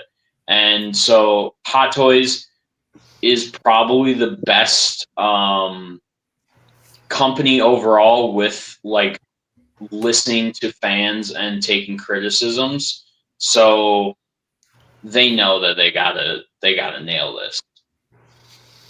Yeah, and I think specifically, I mean, it's the tell here is that it says Mustafar under Obi-Wan Kenobi's name here. That's what they did with one of the artisan Anakins. This is clearly made to complement the most recent artisan Anakin, and then they'll do a general Revenge of the Sith Obi-Wan after this. I think they're releasing this one first to kind of get you on that FOMO. Well, what if they never do another Obi-Wan? Now I got to get this one. Which, you know, that's how companies work. So does anyone have anything else they want to say on this one? Yeah, when it first, you know, like got posted, I was like, oh, that looks really good. And, you know, I know Obi-Wan's hair, you know, it's always neat and combed, but in the fights, you know, it starts to fall down on his forehead a bit. And I was like, man, the base is cool, and yeah, he's a little battle damaged, but the Anakin I'm getting comes with the other droids. So I'm like, yeah, it's scene specific, it works, you know. And then I start reading, and I see artisan, and I was like, ugh. Yeah. No. It was like an immediate, like, I don't care about anything else going on. It's just not happening.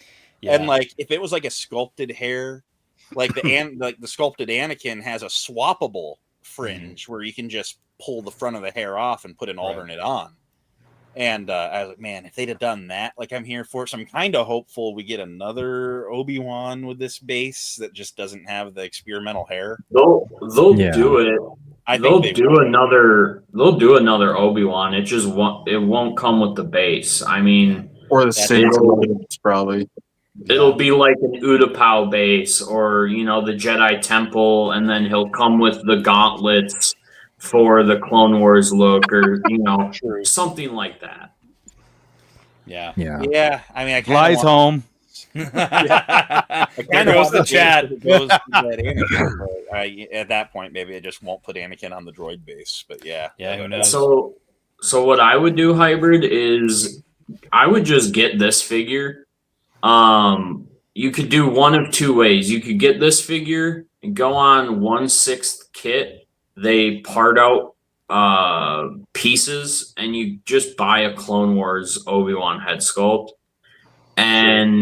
Or you could do the other way, where you get the eventual clean version and then just go buy a base for it. Probably be where I go, because if I buy this, I'm telling Hot Toys I think it's okay. So right, dude, and you honestly could probably sell that Obi-Wan head for a good chunk of money. There'd probably be somebody out there that'll buy it. Yeah. Yeah, true.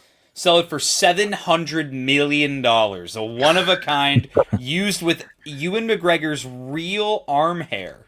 Yeah. I mean, honestly, like, if the hair goes to shit, I could just fix it with some mustard and make a TikTok about it. Yes. Beautiful. Or wait, ketchup. I broke my $1,200 Obi-Wan Kenobi. And in this video, I'm going to see if putting it in a bottle of ketchup fixes it. So our last Hot Toys reveal to talk about was a very recent one, and it is Han Solo in his Empire Strikes Back. This is one of those, I think it's really cool. It is a beautiful figure. I think the likeness is really nice as well. Spot on. But it's got to be a pass for me. It's just not, with Hot Toys, I have to be picky. I can't just be all in on every single Hot Toy. As cool as this one is, I have to appreciate it from afar. Actually, you know what I'm going to do? I'm going to say, why wasn't this Hot Toys Pong Krell? Why wasn't... Wait a minute. I'm not buying this? Why wasn't this Hot Toys Spider Legs Darth Maul? Hendrix. Why not? Yeah. But, Hendrix, thoughts on this one? You picking this one up too? Oh, yeah. This is an instant cop. This is probably the #1 most asked for figure from Hot Toys. Really? In the community. Oh yeah, dude. Bespin Han has been easily the #1 most asked for. Wow. It was Grievous probably before this, but like him and Grievous were neck and neck. Wow. And once we got Grievous, it was like, dude, people have been dying for this figure. And it's just no question that Hot Toys absolutely nailed it. This figure looks so good. They even throw in the Hoth jacket, which they didn't have to. Mm-hmm. They throw in scene specific accessories like the breathing mask from the asteroid and the goggles, like little things like that just I think just. It's the benefit solely for the benefit of the collector to have different display options. If they didn't throw in that jacket, that extra jacket, no one would have been wondering why not. Like it's solely for us, the collector, and that jacket's drippy, bro. That bro's dripped out in that pic. And it's the brown jacket, not the blue jacket. Yep. There we go. I got a question for you, Hendrix. I think this, again, I'm not a huge Hot Toys guy, but I do have a couple. I think this likeness looks better than the Return of the Jedi one. Just me, my opinion. But you have a little more of a nuanced eye for the Hot Toys. I want to hear. Which likeness do you favor, or do you think they kind of match? One better than the other, or this one's definitely the better of the two. I think the Return of the Jedi one was specifically the expression. It's a big reason people didn't like the Ahsoka Anakin was kind of that smirking expression. This one's not like far off, but I just think the likeness is stronger here. Which I'm definitely glad that they didn't just reuse that Return of the Jedi head sculpt. But yeah, this figure looks perfect, and I think it's gonna go so well with the Empire Strikes Back Chewbacca that they announced not that long ago. Mm-hmm. So it's just nice. As much as we've been getting and I've been loving getting a lot of prequel love from Hot Toys and just that Clone Wars prequel era, we've been getting tons of figures that we've been wanting. It's just nice that they're kind of doing some OT specific releases now. Yeah, absolutely. Yeah, before this, it was just the TIE Fighter pilot for the OT for this year. So yeah, pretty much. Yeah, damn. Well, not counting Sideshow. Yeah, Sideshow's been on their glup grind recently with their. Oh yeah, that Ponda Baba. Yeah, those actually look kind of good. I know it's not Hot Toys level, but those were surprisingly cool. Looking. The thing with Sideshow is it's not Hot Toys level, but Hot Toys would take years and years and years to release those, and it would also that they have a much more stringent slate of characters to do across a year's time because they cover so much more than just Star Wars, where Sideshow can come in and fill those gaps and go, hey, here's 5 figures, a little bit less expensive than a Hot Toy. There you go. You can get these very minor characters stand in the background of your shelves. Yep. Great way to get them out too. Yeah. And more importantly, Sideshow has payment plans. Yes. Yeah. Yes. Yep. I would not be collecting Hot Toys like I do if it weren't for payment plans. But aren't interest-free payment plans financially irresponsible? Yes, I've heard a time or two that 100%. that a interest-free payment plan is financially irresponsible. So yeah, sadly, you're not allowed to do payment plans on Sideshow. I would not be getting stuff like Vader on the massage table or the ATRT. Or the Bark Speeder, those pieces are so expensive that not a lot of people have the money to just drop $400 on something at the drop of a hat as soon as it's released. On these Hong Kong time 2 a.m. drops. Yes. Who has the when they do 2 or 3 of them in a row, it's who has that? Yeah, exactly, dude. For a house. That too, absolutely, man. Could be saving for. Yeah, you never know what people have going on. Absolutely. The real reason Hunter had to sell his Hummer is because he needed to buy Hot Toys. It has nothing to do with anything else. Yeah, I'm just gonna use my Hot Toys boxes like masonry blocks, to build the walls of my house. They have the spray foam, the insulation spray foam, so you can just I'm just gonna plaster the outside of the boxes. Well, homeless people sleeping in a box under a bridge. Hunter's just sleeping in that ATRT and Bark Speeder box. Hey, that's basically what houses are made out of nowadays. So basically, practically, dude. Yeah, it's crazy. Yeah, I could go on a whole spiel about So we've covered a lot of reveals this month on the Blitz Barracks stream. I, for one, think that is where we should call it for this month's Blitz Barracks stream, because the only other thing that really happened this month was the fact that there was a Ben Solo movie that almost happened. But if you want to see somebody rage about that, you need to go check out last week's episode of the Sarlacc Digest, where Darth Moocher absolutely lost his mind over. No, not really. He was upset though. He did express his on both sides. For as much as Darth Moocher loves Episode 9, The Rise of Skywalker, just wanted more. That's all I asked. Just wanted more. His most favorite Star Wars movie of them all. Yeah, I was mad at Disney because of the reasoning behind cancellation, and then I'm mad at the fans for wanting something that they know that they're going to bitch about. It's And Tommy did one on the Ben Solo. I think you did, and you said it just right. Right character, wrong timeline.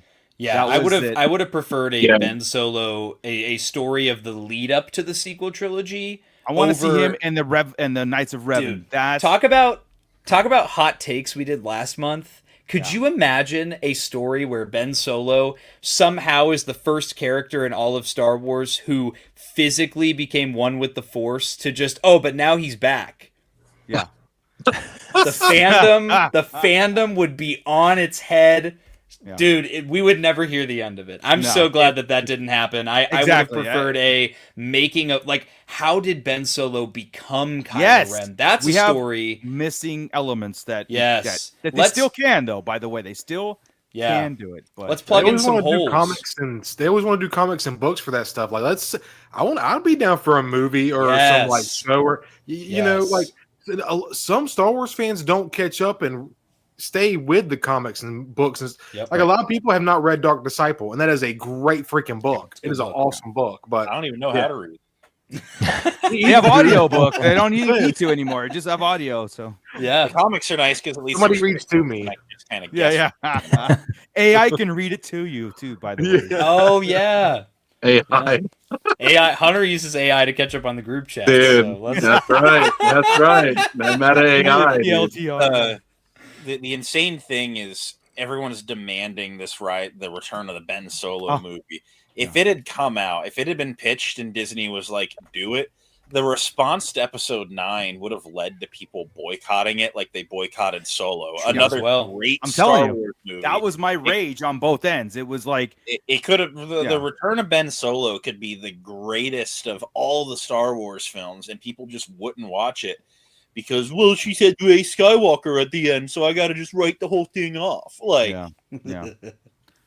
But like I said, it's the wrong time. Around and call herself Rey Space Hitler for the rest of her life.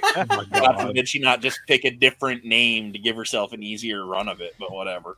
You know, on that note, we could get into some sequel talk, but I don't want to be here till 2 a.m. So with that, I'll go across the rows one more time. Again, everybody, we have everybody's stuff plugged in the description below, all the social media. Guys, thank you so much for joining me, by the way. I really appreciate you guys taking 3 hours out of your Sunday night to join me and talk some Star Wars. We talked a lot of toys this time around. I love talking toys, and we got to get a little philosophical, get a little, get some things off our chest when it comes to Star Wars toy content, and I think that's stuff that needs to be heard. So, 212 Hunter, I'm going to give you the floor. Anything we should look forward to from the 212 Hunter Instagram? Brother, not really. I ain't gonna lie. Look at that display though, real quick. Look at that awesome display. I'm hanging some ships up in my room, so you might see some updated pics. You see the X-wings up there, so we'll see. I got a huge pile of loot. Tommy's lucky we're not doing recent pickup tonight because I had like 33 items. Oh, dude, that's a stream-worthy pile of loot, dude. Y'all should have. Oh man, that's a hell of a pile of loot, dude.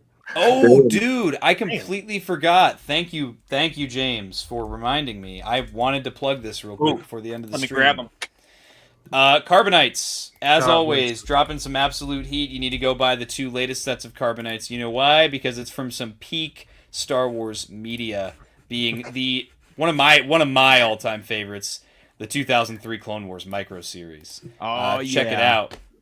Check it out. Hey, you got... Oh, where's mine? I have some within reach. Carbonites. I have mine in my Skeetoff because they're hot. Yeah. So we have 2 sets from the 2003 Clone Wars micro series. We have the Samurai Strike Team and the Tiger Shark Squadron from the beautiful introduction of the debut of General Grievous on screen. For That's those right. Who don't know, the Hybrid's best got debut them ever. in hand. He's reviewed them on his YouTube channel. Yeah. Video went up on Friday. I think these are some of Vincent's best cases.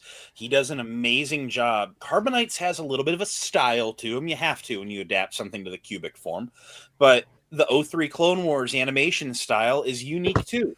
And so he does a really good job of making them feel like that 03 animation style. They don't just look like an adapted clone trooper. There's a little bit of that Tarkovsky's flair going on there. The Samurai Strike Team are amazing. I love these. These are some of my most favorite cases of Carbonites yet. And then worth noting also, if anyone is remotely curious or remotely interested, Vincent is doing a Halloween special one. This is nice. Zombified Dengar, basically. It is free, but it's only available through Halloween. So on any order, just make sure you add it to the cart and you'll get it. It will not be produced afterwards. So it's always fun getting a little special. But yeah, these are like some of the best cases. If you've been on the fence about Carbonites, stop. Go order them. These are it. I know, Hendrix, these are the one that made you crack, right? Yes, sir. Yeah, hell yeah. I knew they would. With Hendrix.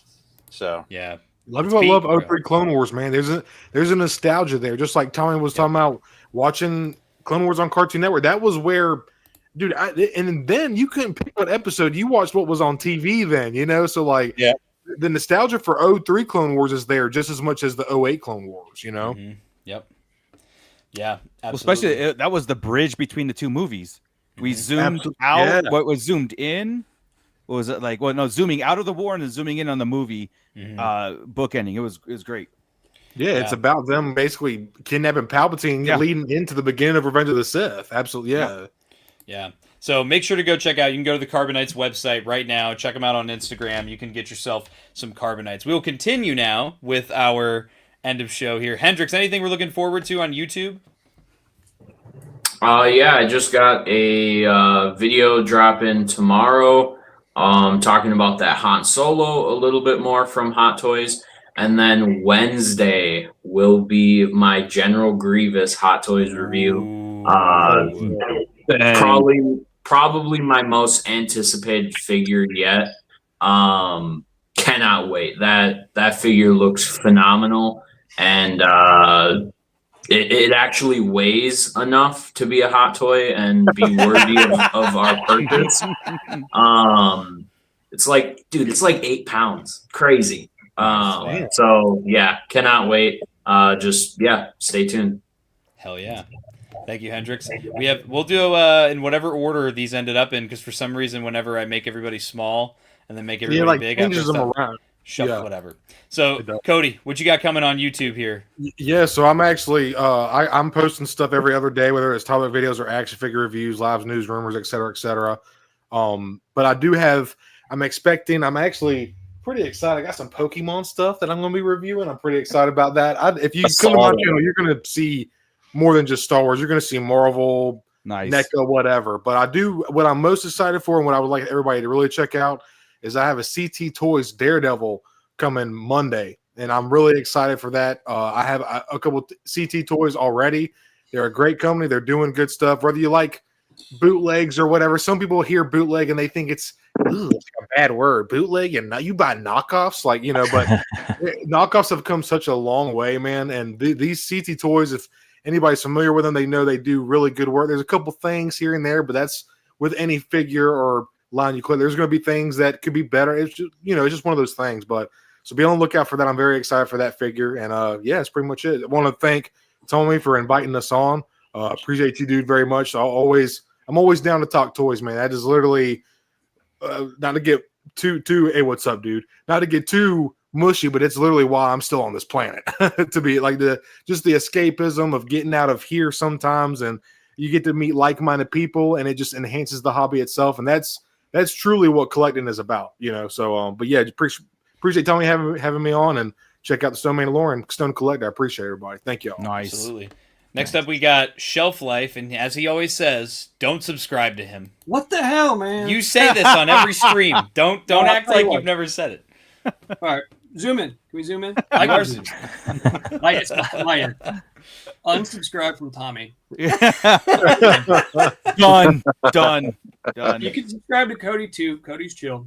Everyone else is chill, but not Tommy. If you like Halo, I'm doing a lot of Halo now. Halo's cool. Halo's fun. They just got a new game out. Sweet. I got this son of a bitch. You like that, Tommy? Oh, I hate you. Ooh, that'll like that? The original Blitz. The original Blitz. I own you. But for real, don't subscribe to me. I'm joking. Come on. So I'm going to subscribe just because you told me not to. Yeah. Opposite. Oh no! I got you now. Anyway, Tommy's hold on. I got to talking something. Whatever.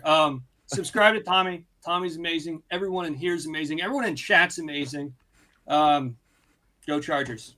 Bolt up. Oh yeah, Chargers. There you go. Now we got Darth Moocher. Mooch, what we got going on the Sports. Moocher's Printing Lab and Sarlacc Digest? Yeah. Again, yeah. Support everybody here. It's awesome. Awesome time.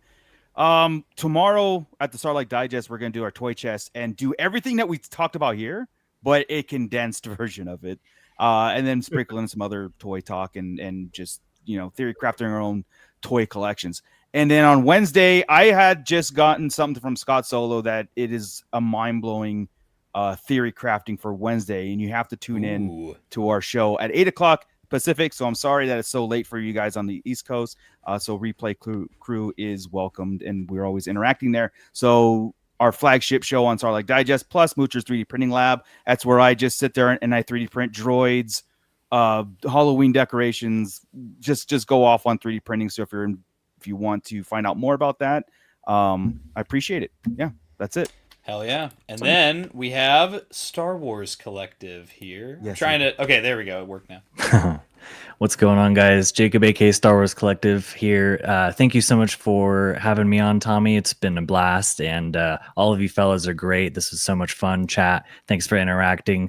I try to post about once a week on the channel here, whether it's a Star Wars lore video or a Black Series video or shorts. I do a lot of quick, kind of informative Star Wars content. And have the Hyperspace Hangout every other Tuesday at 5:00 p.m. Pacific time.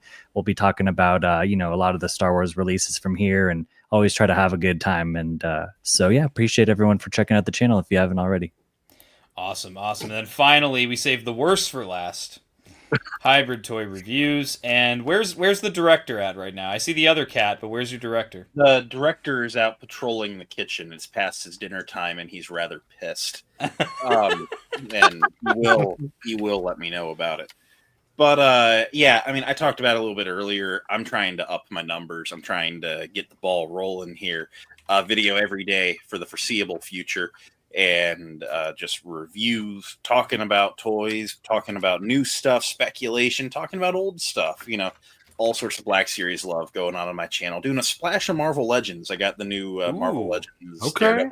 Again, nice. And I gotta, once in a blue moon, you gotta look at the other lines, since everyone in your comment section wants to be like, well, Marvel Legends is doing this, even though it's a totally different team, but at least know what's going on in the toy world. It pays off. So, gonna be doing a little bit of everything. Got some Micro Galaxy Squadron stuff too. So, gonna be having a lot of fun here. And if you haven't seen me, go check me out. If you aren't following Tommy somehow yet, subscribe to him. Everyone else here is pretty cool. Still not sure about Hunter, but it is what it is. Hey, one more thing I want to plug at the end here. Just because it popped in my head. We covered it on Sarlacc Digest Toy Chest. If you're a fan of Micro Galaxy Squadron, and it was Hybrid bringing it up that really made me think of this, there is a Kickstarter that's happening soon. Cannot wait. Cube Squadron. Check these out. These are going to be made by a guy named Cassidy, who's actually in my Patreon. He's going to be starting a Kickstarter soon on Cube Squadron. These are going to be a set of 6. They work with lights. They can be 3D printed. They can be wall mounted. They're stackable. They're modular. You can use these. They're not just these little light up ones here. They also have dioramas like this Imperial hangar. Whoa. Yo. So you'll be able to hang your TIE fighters up from the top here. They also have a Yavin base one here that you can see. Yo, you can that's mount dope. your vehicles. So he's doing 6 all from A New Hope. Here's another one from Tatooine. All 3D printed. I'm pretty sure he's doing, you can buy the files and print them yourself, or he's going to be selling finished ones as well. This is going to seriously level up your display for Micro Galaxy Squadron, and I just wanted to take the time to give it a quick shout out because, and here's another one, the Trench Run. Wow. Like that, man. Oh, damn. I had that exact thing hanging from my ceiling, but that would take it to the next level. That's awesome. Yeah. So I really just had to give this a shout out. Go follow them on Instagram. You can also check out the Kickstarter. There's a link here for cubesquadron.com. Let you know when the Kickstarter begins.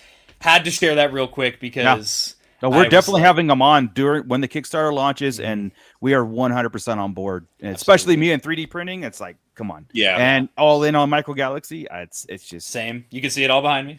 Oh yeah, and that's the sad part, right? It's all flat, and this is gonna bring it's it all to, like, landed. Yeah, it's like, come on, man, this is gonna bring it to life with that kind of stuff, dude.